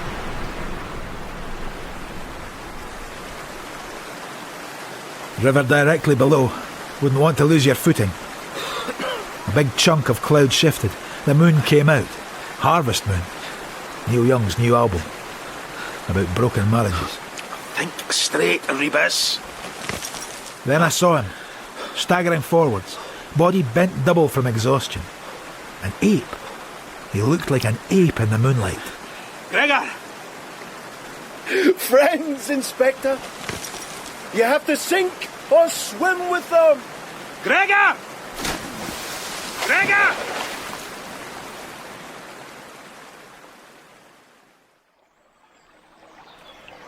They found him. Dead. That's the second body I've fished out of the water this week. Ambulance has taken Ronald Steele to Inverness. They give you anything? He said Jack couldn't swim a stroke. His mammy used to give him a note excusing him. Terrified of water. What went on in that room? That's the weird thing. 2 hours he had Steele bound and gagged and he hardly spoke a word. Actions speak louder, etc. I mean, I can see why Jack would want to kill Steele, sleeping with his wife. But why did Jack kill her? All comes down to that argument in the lay-by. Liz told Jack she wanted a divorce, that she loved Steele of all people. Maybe the brothel story played a part. Maybe there was something else. Maybe Gregor said more to Steele in that room than he's willing to admit. That crowd, Kenule, Byers, McMillan the Hatchet Man. Deep water. Well put, Inspector.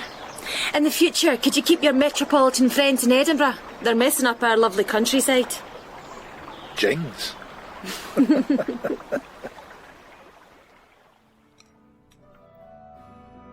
Ouch. Hey! Hey, come on. Be a soldier. That burns. What is it? Trust me, I'm a doctor. Oh, well. You won't be needing a haircut for a while. Your friends in the pub will have a good laugh anyway. Friends. Who needs friends with an angel of mercy like you, eh? Hey, Patience. Mm-hmm. Alright if I move in here, like, kind of permanently? Oh, yeah!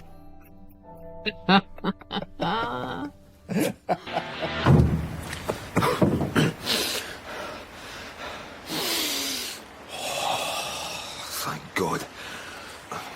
Stinking our van. Meat rots. I should know. So, let's get a shot of it.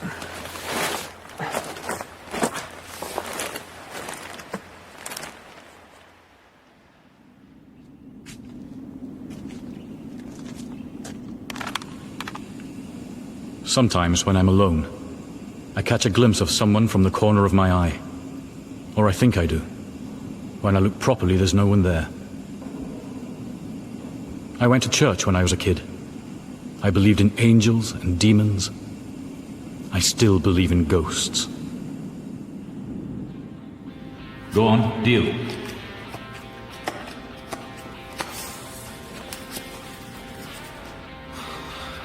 I can't do this.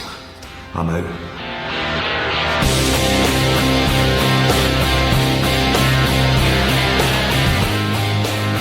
Rebus, the Black Book. Dramatised by Chris Dolan from the novel by Ian Rankin. Episode 1.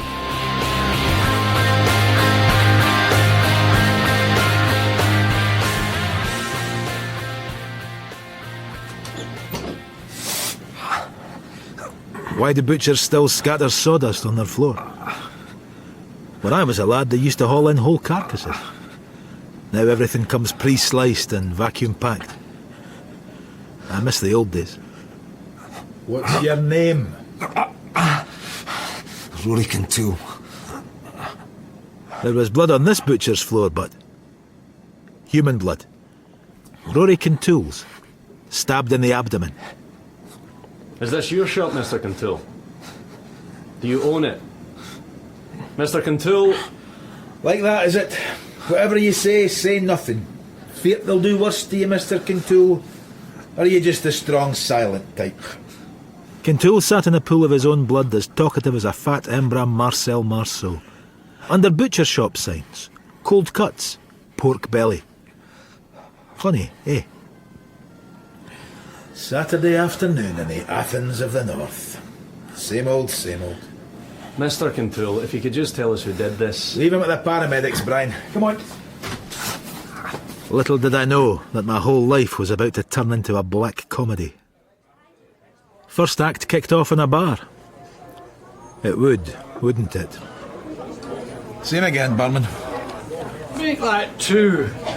John Rebus. Oh, hi. Do I know you? John bloody Rebus. Well, you know me. Dick Torrance. Jesus, dude. Oh, I know, fatter and bolder, eh? Yes, I've finally become the Adonis I was aiming for back in the old days. Aye, parachute training didn't do it for either of us, eh? So, what's your story, Johnny boy? Weren't you going to try for the SAS? Didn't work out. You? Oh, this and that.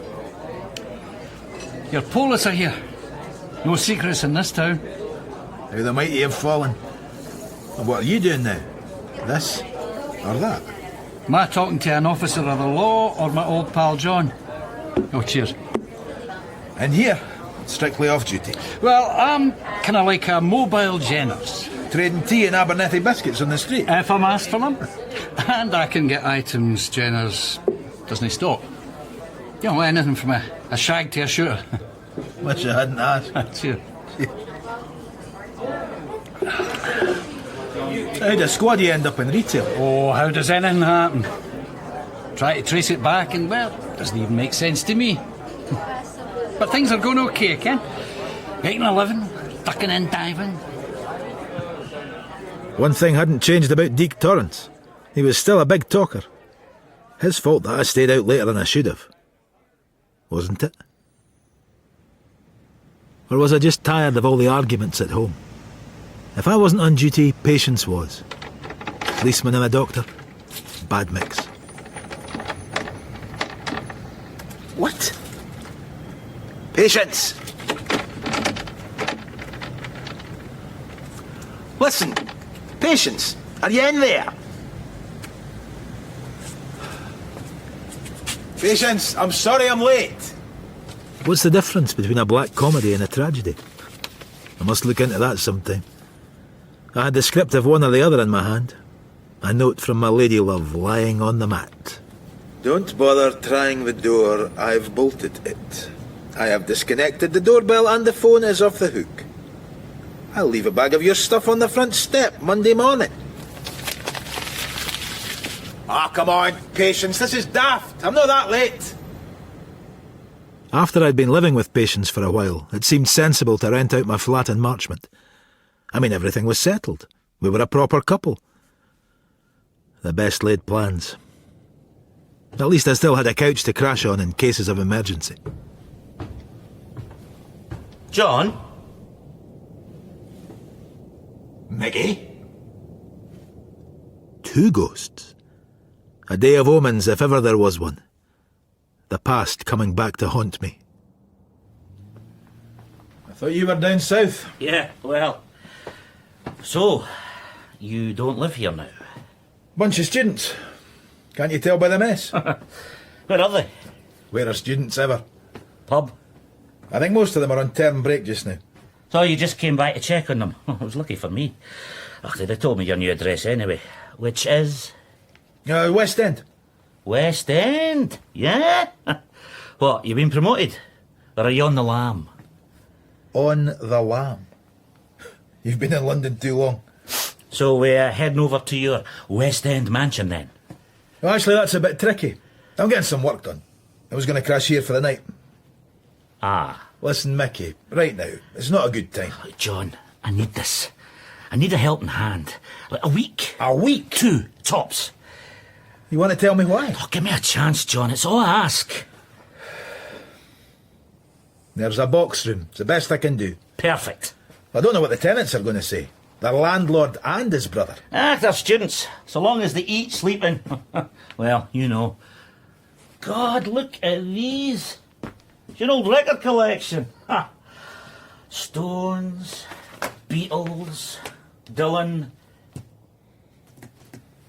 You didn't take them with you? I recognise the signs. There's a woman, isn't there? Prefers Mozart or David Cassidy. Come on, I'll show you to your cell. And you're not going home to her? We're more brothers than you like to think. What have you got on a friendly neighbourhood butcher? They patched him up and let him out. He'll mend. You still not talking? Nor pressing charges, so... So, we just let it go at that? Kintoul staggers a couple of 100 yards with a 2-inch gash in his gut, passes by shops and houses into his own empty butcher's shop. Like going home, I suppose. Natural. All hunky-dory then? I've worked too long and too closely with DS Brian Holmes not to recognise when he wasn't feeling fully dedicated. Poor sod. Been kicked out by his girlfriend. Can you imagine? My own reaction is to work all the harder. Morning, sir. Brian, got your coffees. A right little homemaker. Excuse me? I was just trying to be... A joke, DC Clark. You're going to have to get used to them if you're working with me. How will I know when you're making one, sir? Siobhan Clark, new to the team. First impressions? Overqualified. A middle-class kid who could have studied law at uni but decides to slum it in the polis. She'll either rise to the top or get married to a lawyer and quit within 5 years. Of course, I might be wrong. Thanks, Siobhan. You are very welcome, Brian. What do we know about Kintoul? Lives in Dalkeith. Inherited the butcher's business from his father. A nobody. Exactly. So who wants to stab a nobody in a busy street in broad daylight? Your curiosity not piqued, DS Holmes? And what about the car? What car? The blood starts at the curb. When he got out of the car or van or whatever, I think he was already wounded. Right, yeah. Lucky me. I have a meeting with Chief Superintendent Watson. You two have another crack at Kintoul. You think I'm making too much of this, Holmes? You know best, sir. I do. So humour me.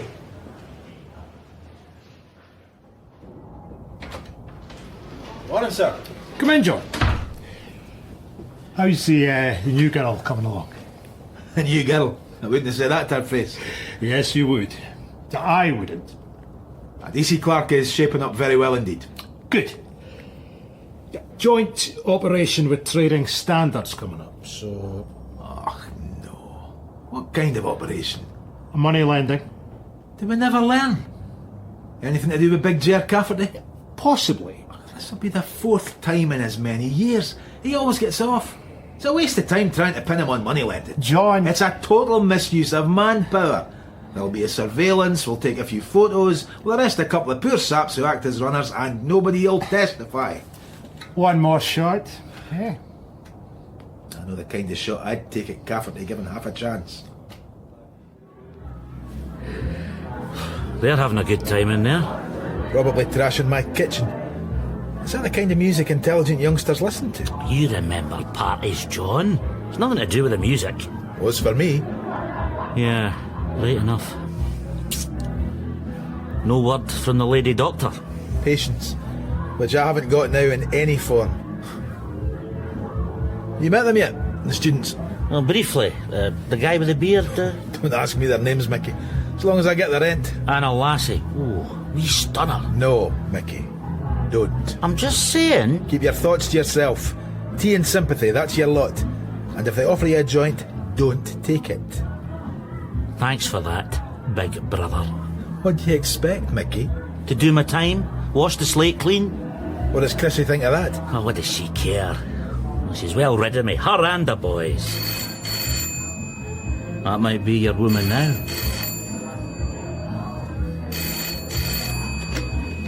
Hello. Patience. Thank heavens, I've been trying you all day. Oh? Nell phoned you? Brian? The Heartbreak Cafe. Okay, I'm going. Everything all right? No, Mickey, nothing's all right. Brian Holmes lay between two cars in the car park of the Heartbreak Cafe. Took a major blow to the back of the head. Been out cold since he was found, about 20 minutes ago. Who found him? The owner. Could be a fractured skull. What's the owner's name? Ringen. Eddie Ringen.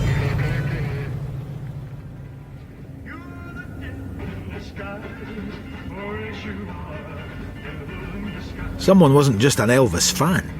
A total obsessive. Posters, covers, memorabilia on all the walls, in every corner. A life-size cutout at the bar.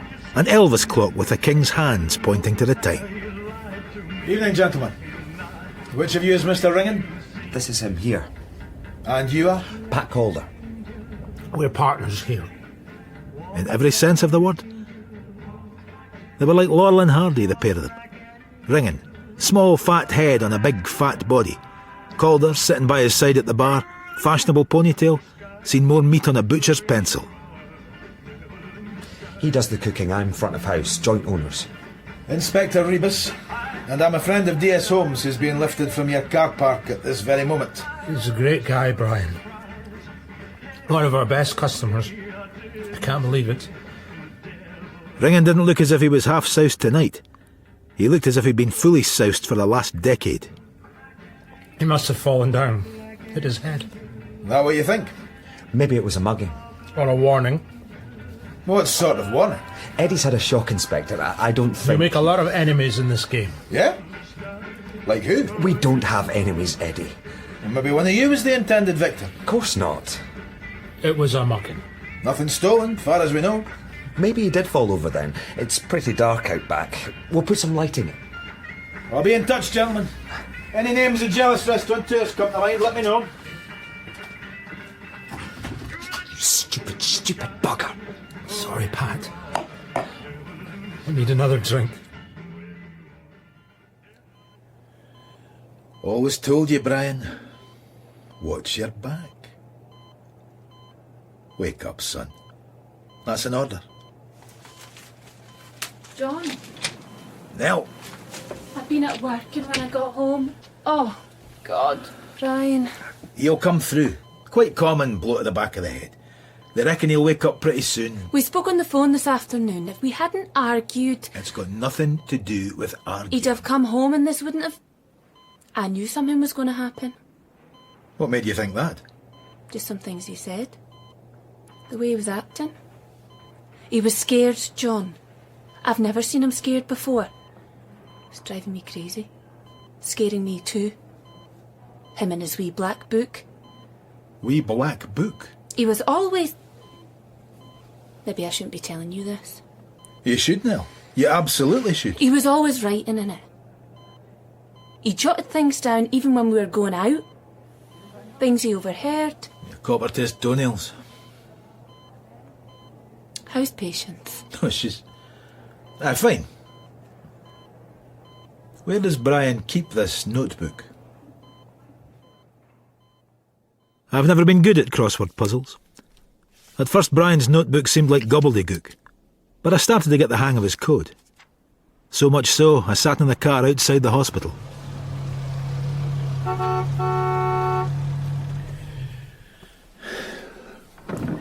DC Clark. Think this might be outside visiting hours? Thought I'd try. On the off chance. You been in, sir? How is he? I haven't had as deep a sleep as that in years. Who knows? I wouldn't go in just now, Nell's there. You fancy a midnight bacon roll? I know a late night cordon bleu, greasy spoon. Who could resist? I'd noticed a little electricity between DC Clark and DS Holmes. Of the positive or negative kind, I hadn't decided. Well, really?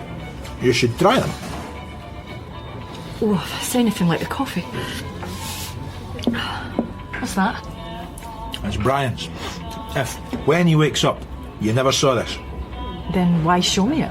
If you don't want to help me find out who brained our teammate... I do. Sorry.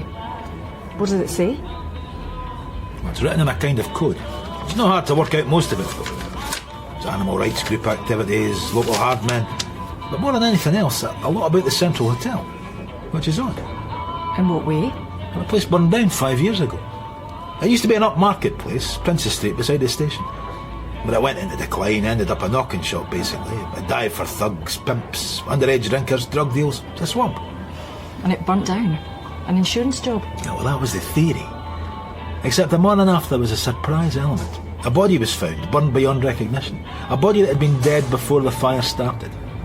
Never found out who he was or what happened. And Brian mentions this in his book. Central Fire, P-game, 1F. Poker game, first floor, I suppose. E1, I think, was there. Or EL. R Brothers. So maybe Mork. E1? What does that mean? No idea. Mork. That was a TV show, no? And the R Brothers. The Righteous Brothers? Yeah, well, that's the last entry. Then Brian gets clobbered. I know someone who might help out. It's not often you can mix business with pleasure.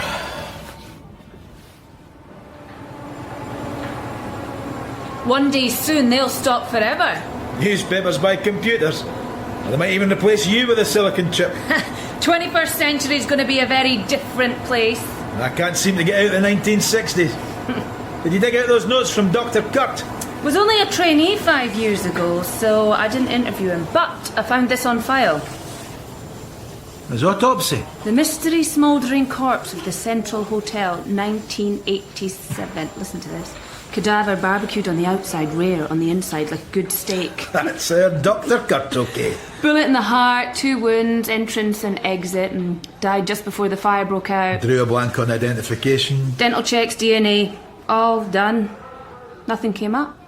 Except, it says here, victim had a broken arm. Old injury. Are you dusting off old ghosts, Inspector? Marie Hen, I'm surrounded by them. Okay. Give me you.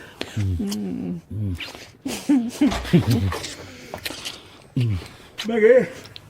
Oops. For God's sake. I'll catch you later, Gail. Later, Mickey. What do you think you're playing at? Excuse me? She's a lassie, Mickey. She's 18. Yeah? You ask for a birth certificate. But she's at uni, so she can't be underage. And that's the clincher, is it? You're twice her age. You're just out of jail. Lay off, will you? You have a wife, Mickey. 2 sons. Had a wife. You contacted her yet? You contacted Patience. Chrissy doesn't want to know. She'll have a whole new life, her and Hugh and John. You call the youngest John? You're not even supposed to be here. I'm not even supposed to be here. Any news on DS Holmes? No change. Well, they say that's normal. How about our skewered butcher? Went out to Dalkeith for a chat. Had I got more out of one of his carcasses. However, he drives a Merc. A high street butcher with a Merc. Now, don't tell me you're vegetarian too, Clark. You bought a pun of mince recently. I think he won it in a bet. Why? Well, there were videotapes, but no video. A big TV stand with a wee black and white job perched on it. Sold them to pay off debts. Good detection work, officer. Keep at it. Talking about betting, we won the trading standards jackpot. We'll be watching Davy Dougree's office in Gorgie. Dougrey? He's one of Big Jer Cafferty's lieutenants. As mental as they come. We once arrested him after a pub brawl. He'd bitten the ear off his opponent and chewed it happily all the way back to the station. And this is the guy we've got to watch? His money-lending operation works out at the back of a minicab service in Gorgie Road. Dougrey turns up prompt every morning in his Beamer, works 9 to 5, then goes home like a diligent civil servant. Don't be fooled. Loan shark, money laundering, protection racket, the lot. Gorgie Road. It's not far from the Heartbreak Cafe. True. And the owner, Eddie Ringen, well, he hinted at a protection racket. Well, don't get carried away. I'm just making the connection. Where are you going now, sir? See an old friend. Edinburgh feeds on its past like a serpent with its tail in its mouth. Matthew van der Heide was old now, blind for decades. But he seemed to hide behind his dark glasses all kinds of secrets. Yeah, I've just been thinking of you, Inspector. Long time since you've visited. So I suppose there's something I can do for you, eh? Please, take a seat. His living room could have been the backdrop for a Scottish kitsch movie. Glasgow boys' paintings on the walls, Glasgow girls' gesso panels. Van der Heide was old money. Portraits of the king over the water, Rabbie Burns, saltires everywhere. Witchcraft, devilment in the streets. A haunted house. The Central Hotel? Oh, happy memories. Until it all went a bit seedy. Still, that has its attractions too. Are we talking the night of the fire? I left several hours before, remember? Not guilty, Your Honour. Who were you with that night, Matthew? At the time you said you were on your own. Didn't believe you then. I don't now. Oh, well. So long ago now. Don't suppose it matters anymore. Angus Gibson. Black Angus? No wonder you didn't say. Oh, can you imagine? The press would have had a field day. Aristocratic young heir to the Gibson brewery fortune. In a dive. Just before it went up in smoke. He's quite the reformed man these days. No longer Black Angus, eh? His father... Sir Broderick Gibson. The very one. He asked me to have an avuncular chat with the young rascal. See if I couldn't do something about his high spirits. I like to think I was successful. Pillar of the community now, eh? Who else was there that night? Grasping at straws, Inspector. Asking an old blind man whose memory's fading. Your memory's as knife-sharp as ever, Matthew. Let me see. Hard to conjure up the occasion. Now, if I were to go there... That's gone.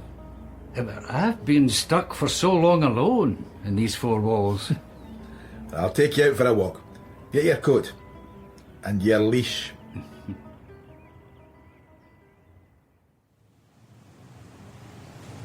You're facing where it used to be now. Don't tell me. It's been replaced by one of those American burger franchises. Your nose is as good as ever. So, the night you were with Angus Gibson. I remember Tom Hendry being in that night. And the scent of lemon. A woman whom Angus said hello to, but whose name I never sought. Not gentlemanly. So, that's it. We talked. I told Angus he was on a dangerous path. The wine and song and wild, wild women were taking their toll on his health. And the family's wealth. And he renounced the body life there and then? I wouldn't go that far, Inspector.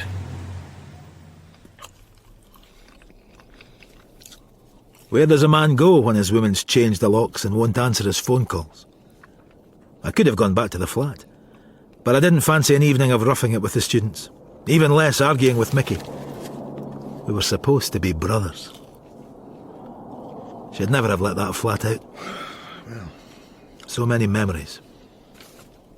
That's what you get for thinking you can hack the settled life, Rebus. Jeez. A poke of chips up a side street in the car.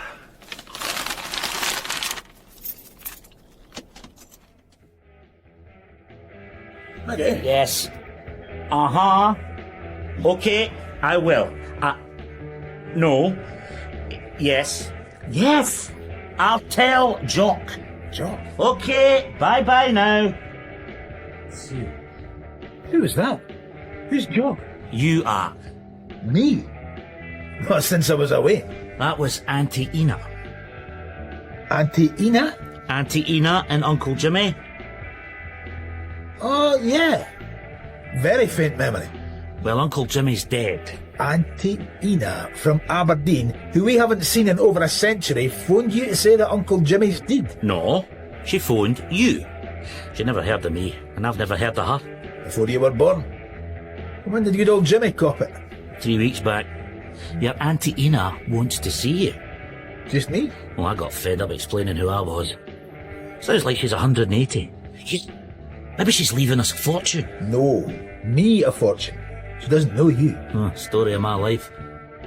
She's still in Aberdeen? They used to come down to Fife for the holidays, as I remember. Well, gave me her address 3 times. Just across the road from Pataudry, apparently. How'd she get my phone number? Well, she tracked you down to St Leonard's. Can't be that dotty. You're going to go up to see her? Family's family.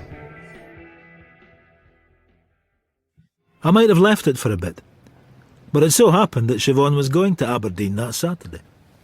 She's a Hibs fan. Going to Pataudry for an away game. And what's that all about? An attempt to fit in? One of the boys? University girl playing the Embra laddie? I mean, away games are hardcore. Hello? Nell? John? I was just about to call you. Brian's been talking. Talking? That's good. Just in his sleep. Yeah? Oh, what's he been saying? Well, nothing any of us can make out, but apparently it means he's slowly regaining consciousness. That's really great news. I just don't know that I should be there when he finally comes to. Oh, of course you should, Nell. Just the last time we spoke, I was giving him such a hard time. That was before, Nell. Ancient history. You be there. Hark at me. On my way to visit an auntie I hadn't seen since 1918. Ancient history, right enough.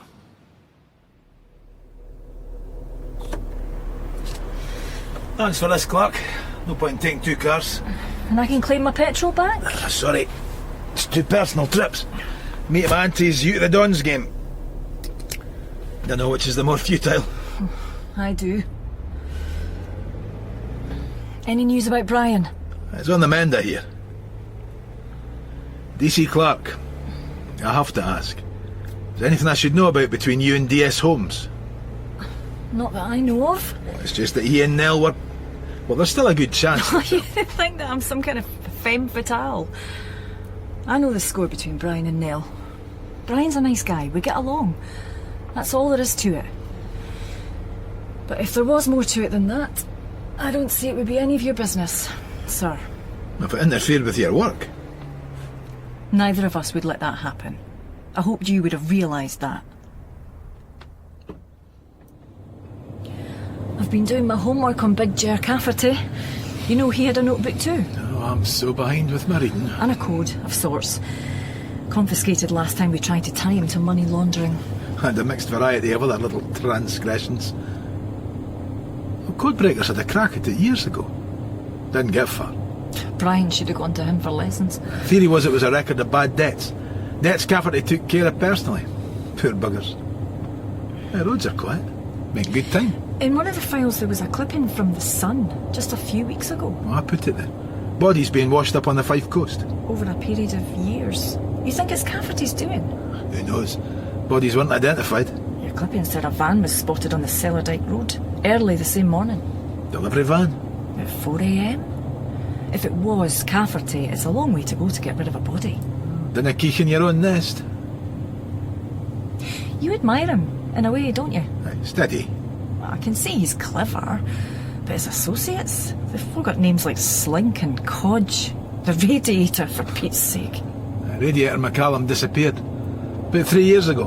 Codge more recently. I tried to double-cross Big Ger, no doubt. Aye, Cafferty fair gets through his personnel. Careless. McCallum's cousins disappeared just before he did. Disappeared? I think Cafferty's hands in this somewhere. The Radiator had cousins. According to some hack in the papers. Marie... Henderson. She mentioned them in an article. 2 cousins, known among friends and family as the Brewhead brothers, penchant for iron brew. Oh, I share their enthusiasm. These cousins. Did Marie's piece mention their real names? Oh, Marie, is it? Tam and Eck Robertson. The R brothers. You are a genius. What more do you know about them? Born in Niddrie, petty thieves. Tam, I think, was the scruffy one, t-shirt and jeans. Eck, clean to the point of obsessive-compulsive disorder. Took his own soap with him everywhere, apparently. Lemon-scented? Oh, give me a break. I don't know that much. So maybe not a woman? Sir? Or just something an old friend said? What was Brian's cryptic note? Central Fire, Poker, E1 was there, our brothers, and maybe Mork. Well, that's still a mystery. No, it's not. You've read Cafferty's file. What's Big Ger's full name? Gerald Cafferty. No, wait. Morris Gerald Cafferty. Correct. Mork. M-O-R and C for Cafferty. If Brian Holmes was onto something big about Cafferty in the Central Hotel, no wonder he was scared.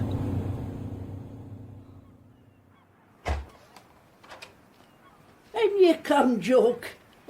My, I wouldn't have recognised you. What's that line from that famous book? One whiff of a sponge cake, a Madeleine, and the whole of his childhood comes rushing back. At Auntie Ina's it was spam sandwiches. I've no memory of ever been in that room in Aberdeen, but it looked like every house from my childhood. The good room, kept clean. Auntie Macassar's, whatever happened to them? Flock wallpaper? I must have been in shorts last time you saw me, Auntie Ina. Aye, you must have been about 4 when we were last in Fife, Joke. Who was that loon I was talking to on the phone? Said he was your brother. Michael. 5 years younger than me. Did my mum and dad never tell you? Didn't I like the sound of him on the phone? You wanted to see me about something, Auntie Ina? Isn't it just enough to see family? I suppose. I'm getting on, son. I just wanted to see ye. She wanted to talk about the past. The Scots never forget.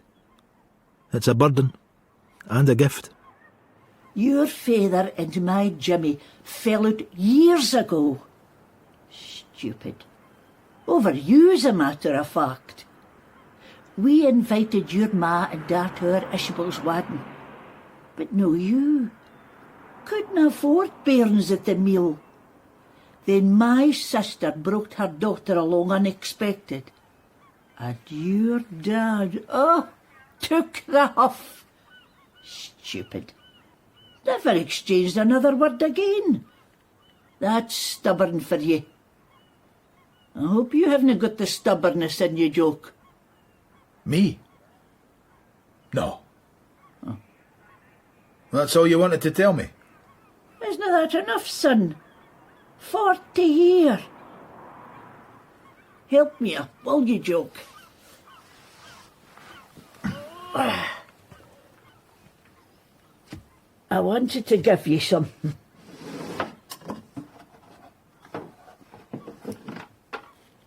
That's them there, in happier days. An old photograph, so faded it looked almost sepia. 2 grinning boys, Johnny and Jimmy, my dad and my uncle. Arms slung around each other's necks, their faces almost touching, comrades, kindred spirits joined at the hip. And spent the best part of their lives refusing to speak. Brothers. Take the footy. I didn't want the past any more. Show it to your brother. Will you do that, son?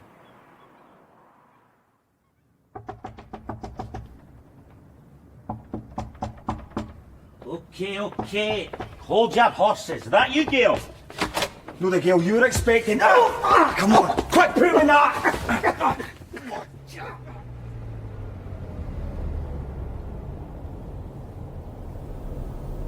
Just leave me here. The station? At this time? I can take you home. It's nice and quiet in the office on the Saturday evening. Get things done.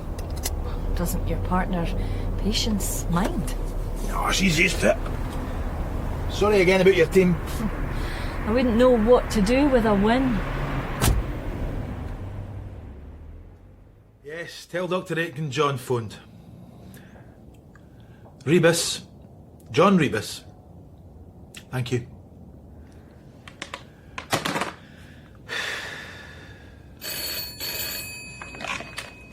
Patience. Sorry to disappoint, it's Marie Henderson. Oh, no disappointment at all.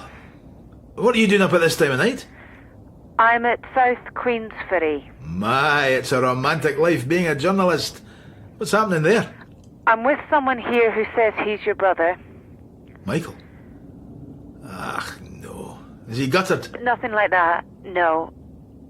He was found. Found? Yeah. Hanging from the 4th bridge. One of our stringers phoned it in. My first thought was some sort of joke gone wrong, but his hands were tied together and his mouth taped shut. Oh my God. Doctor says he'll be all right. If they'd tipped him over the side, his legs would have come out their sockets. They must have lowered him over. He was found hanging by his feet, suspended in mid-air. How did they get him onto the bridge in the first place? Easy enough if you've a head for heights. You can go up and see the spot if you like. Our photographer got up easy enough. No way. I've got vertigo down here looking up. They hung Mickey upside down. Up there? Looks like they waited till they knew there'd be no trains around. But a boat was going under the bridge. Skipper thought he saw something, radioed in. And if he hadn't? Whew, cold night. Can't say I'd fancy his chances. He's over here. They're about to take him to the Western Journal.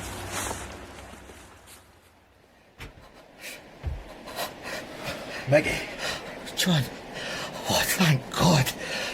He looked pathetic, lying there. Pale as death. Mickey'd spent years in jail. No luck before or after. Plenty of bravado, catnip to women. But he was a lost soul. When I think of the wee boy I used to kick a ball around with. How's it going, Mick? Just hanging around it here? I was at a loose end. What happened? I was in your flat. These guys. What guys? Did you see any of them? How many? One punched me. Three of them, I think. I put a bag over my head. Oh, before I know what was happening, they tied me up, rolled me in a carpet or something. You see any of their faces? Not really. Then what? They hauled me downstairs. None of the students then? No. They put me in a van, cramped, narrow, boxes or something. It smelled horrible. Drove round for hours. Okay, Mickey, tell me later. And they took me up the bridge. I didn't know where I was. They lifted me up. Mickey, enough for now. Wait till we get you to hospital. They took me the bag off my head, slung me over the railing, and I saw... Oh, John! Kicking a ball around, full of fun and laughter. I was his big brother. I was supposed to look after him. Somebody was sending me a message, either via Mickey or they'd mistaken him for me. People say we look alike.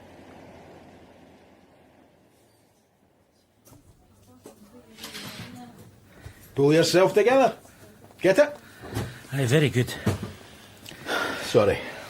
Stupid jokes. How you doing? Not great, to be honest. I've been there, Mickey. Something terrible happens, you play it over and over in your head. It fades eventually. But why would anybody do that? They wanted you scared, Mickey. Oh, well, they managed it. Then some. You know Gail? The student at the flat? Well, she's a boyfriend. In Ochterarder. Well, maybe he's the jealous type. No. He's not behind this. Well, I'm pretty good at making enemies. But I just haven't been around Edinburgh long enough. I mean, if it's not him, then... I've got enemies enough for the both of us. Mickey, I'm sorry. I think last night was a message for me. Well, couldn't they have written? Well, you can take me home, apparently. If you won't. I'll get your lazy ass out your scratcher then. Morning, sir. Nice place you have here. No heating. Bog's broken, so they've put a chemical one in the closet. No hot water. That sounds like my last package holiday. Anything happening out there? Dougray arrived 8:30 sharp. Nothing since. I don't think you can go flicking through the Women's Weekly or playing one of those walkie-talkies. You mean Walkman? And only my elderly aunt reads Women's Weekly. This is the 1990s, sir. I'm a bit of a yesterday's man. Day before yesterday. Hey, I make the jokes round here. They put a phone in for you? Oh my God. Least they could do. DC Clark? All right. Thank you. Brian's awake.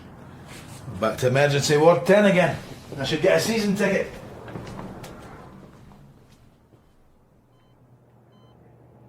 Weird, though. Whole days of my life gone just like that. Swap you. I could have done with sleeping through the last few days. Any visitors? Nell spent the whole time crying. My face isn't horribly scarred and no one's told me. You're as ugly as ever. Amnesia? No, I remember everything. About the attack? Pray tell. Went for a meal at the Heartbreak Cafe. Sat at the bar drinking and chatting to Pat Calder. I should explain, Pat and Eddie are partners in every way.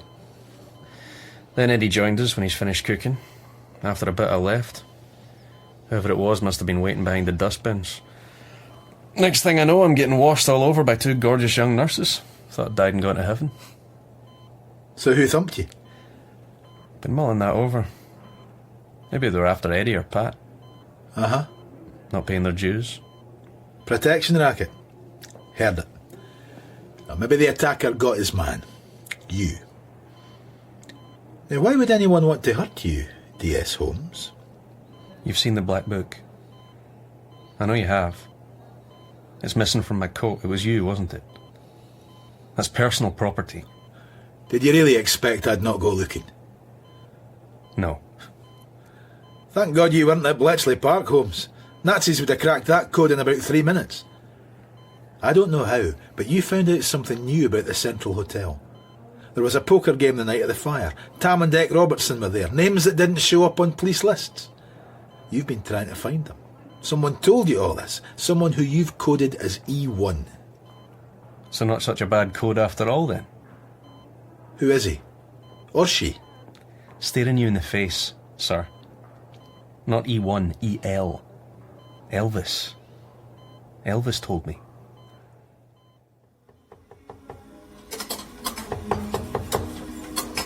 Be careful with those clams.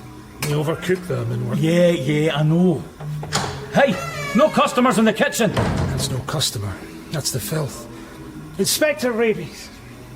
Come here. What do you think of this? I'm no gourmet, Mr. Ringen. Call me Eddie. Look. Roquefort, imprisoned, spiced breadcrumb. I get it. Jailhouse Roquefort. Very good. Can we talk for a minute, Eddie? 2.5 precisely, and these will be ready. The Central Hotel. You were there the night it burned down. I know you were. 30 seconds gone. You never cropped up on the list of staff because you were moonlighting. That's what I reckon. Were you making a bob on the side at the Central? 1.5 minutes, and these will be done to a T. You gave a false name to them and us. You saw the poker game. Actually, they're nearly done already. When did you start on the booze, Eddie? Just after that night? What did you see, Eddie? Shut up! Get out of here! Oh, boss, what the hell are you doing? You got a fire extinguisher? I said, get out of here! Just let it burn itself down. Bloody hell. Who told you? I worked it out all by myself. You cook, I figure stuff out. Where can I find the Robertson brothers, Eddie? Get it off your conscience. Off my conscience. This here is a definite case of too many cooks. Beat it. I gave you the chance, Eddie. Look at the mess here. That mess is nothing compared to the one your boss is in. Rebus. There's a pub in Cowdenbeath called the Midtown. The locals call it the midden. I wouldn't eat the food in there. We are the playthings of the gods. Until now the past had been haunting me. Now here I was haunting my own past. Cowden beef, me and Mickey, Uncle Jimmy. The good old days. A pint of special, please. Special, son, right? Yeah. Son? Well, if I ended up looking younger, it wouldn't be so bad. There was only one mug shot each of Tam and Dec Robertson on our files. I had the police artist mock up a couple of drawings. I pretended to be admiring them. See what kind of reaction I got. Ah. Do a bit of drawing, eh? Yeah, and that artist like. No, not me, no. They're good though, aren't they? Ah, no bad. I'm no an expert, like.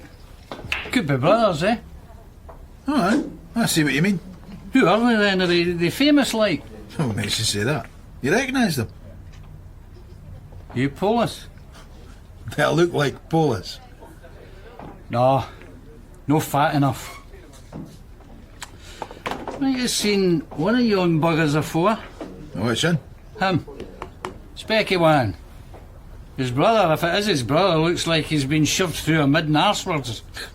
Maybe it's a before and after picture. Where do you think you might have seen him? Lochgelly. Don't ken why, but I think I saw him up by Lochgelly.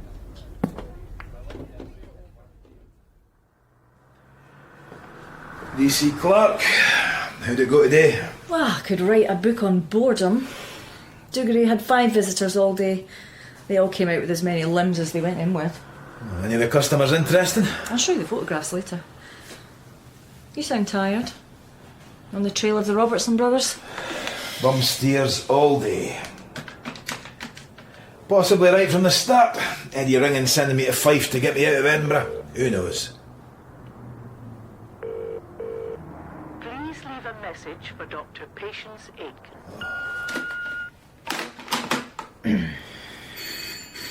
I'll get that. DC Clark. Has he? When? Okay, thanks. Your bum steer theory might be bang on. Eddie Ringen has disappeared. What the hell did you say to Eddie yesterday? What do you mean, Mr. Calder? You had a stand-up row, Willie told me. He was edgy as hell all last night. And now Willie's no longer the sous chef, but master of the kitchen. When did Mr. Ringen go missing? After we closed last night. He said he was going to a club. Would this be a club for gentlemen, Mr. Calder? A gay club? Yes. So maybe he found a gentleman there. Eddie's not into that. In my head, I could see the circle was just about complete, the serpent about to bite its own tail. Eddie Ringen told Holmes something about the Central Hotel. Holmes tried to find out more and got himself clobbered for it. I tried to find out more, and someone hangs my brother over the Forth Bridge. It was time to take chances. Mr. Gibson will see you now, Inspector. Angus Graham Gibson, heir to Gibson Breweries, until 5 years ago known as Black Angus for his decadent jet-set lifestyle. Since then he hadn't so much as received a parking ticket. Good of you to see me at such short notice, Mr. Gibson. Please, Angus. Your call was intriguing. Something to do with the Central Hotel? Well, as you know, Angus, the Central burnt down 5 years ago. The cause of the fire was never satisfactorily explained. More disturbing still was the finding of a body with a bullet hole in its heart. That body has never been identified. And you associate me with that seedy establishment. My reputation goes before me. Why did you arrange to meet Matthew van der Heide? My father wanted me to talk to him. I suppose I was being too rebellious for his taste. So you met? You talked? Well, he talked. My role was to listen to his words of wisdom. It must have worked. You gave up your Black Angus days soon after. Well, I think I already knew I was on a one-way ticket to self-destruction. But yes, you could say he helped me see the light. Your name never appeared on the list of people there that night? No. The press were already too taken with the Black Angus story. And you managed to disappear? My father, I think, helped with that.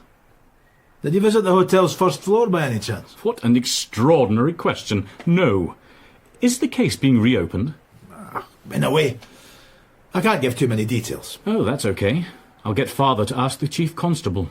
They're good friends. Matter of fact, they're going to a charity dinner tonight. There couldn't have been much charity at that dinner. I barely had time to collapse for a few hours' sleep before Watson was on the phone demanding I be in his office at the crack of dawn. What the hell are you up to, Rebus? Sir? Pestering Sir Broderick Gibson. To be fair, sir, it's Angus Gibson I'm pestering. Why? The chief's nae happy. It's a long story. The Central Hotel, the unidentified dead body. Yeah, was he anyone important? No, it couldn't have been. Somebody the world had hardly known and was happy to forget. And haven't you got enough on your plate, man? Keeping an eye on Dougray, for instance? You're asking me to drop it? Might I ask if you're under some personal pressure, sir? Don't, Rebus! I can't tolerate that sort of talk. Sorry. 24 hours. Tops. It'd bring me something concrete, John. The man's identity, for instance. I'll put up with the pressure till then. You want a gun? You have to do that. This is business. So's this. When would you want it? ASAP. Any particular model? Whatever you can get. How much? Anything up to a couple of hundred. Are you sure you want to do this? Yes. Get a license, make it legal. You're Polish. Could do that. But you're not going to. No. Can you tell me what? You don't want to know, Deke. Okay. I'll be in touch. Good man. Squaddy's good. Hush, hush. I'll see you soon, Deke.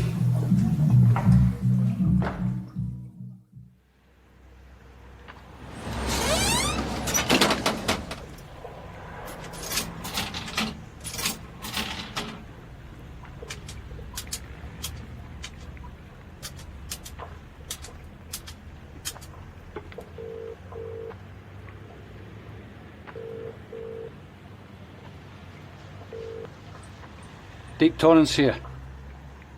I've got some news. Put me through. It concerns Detective Inspector John Rebus.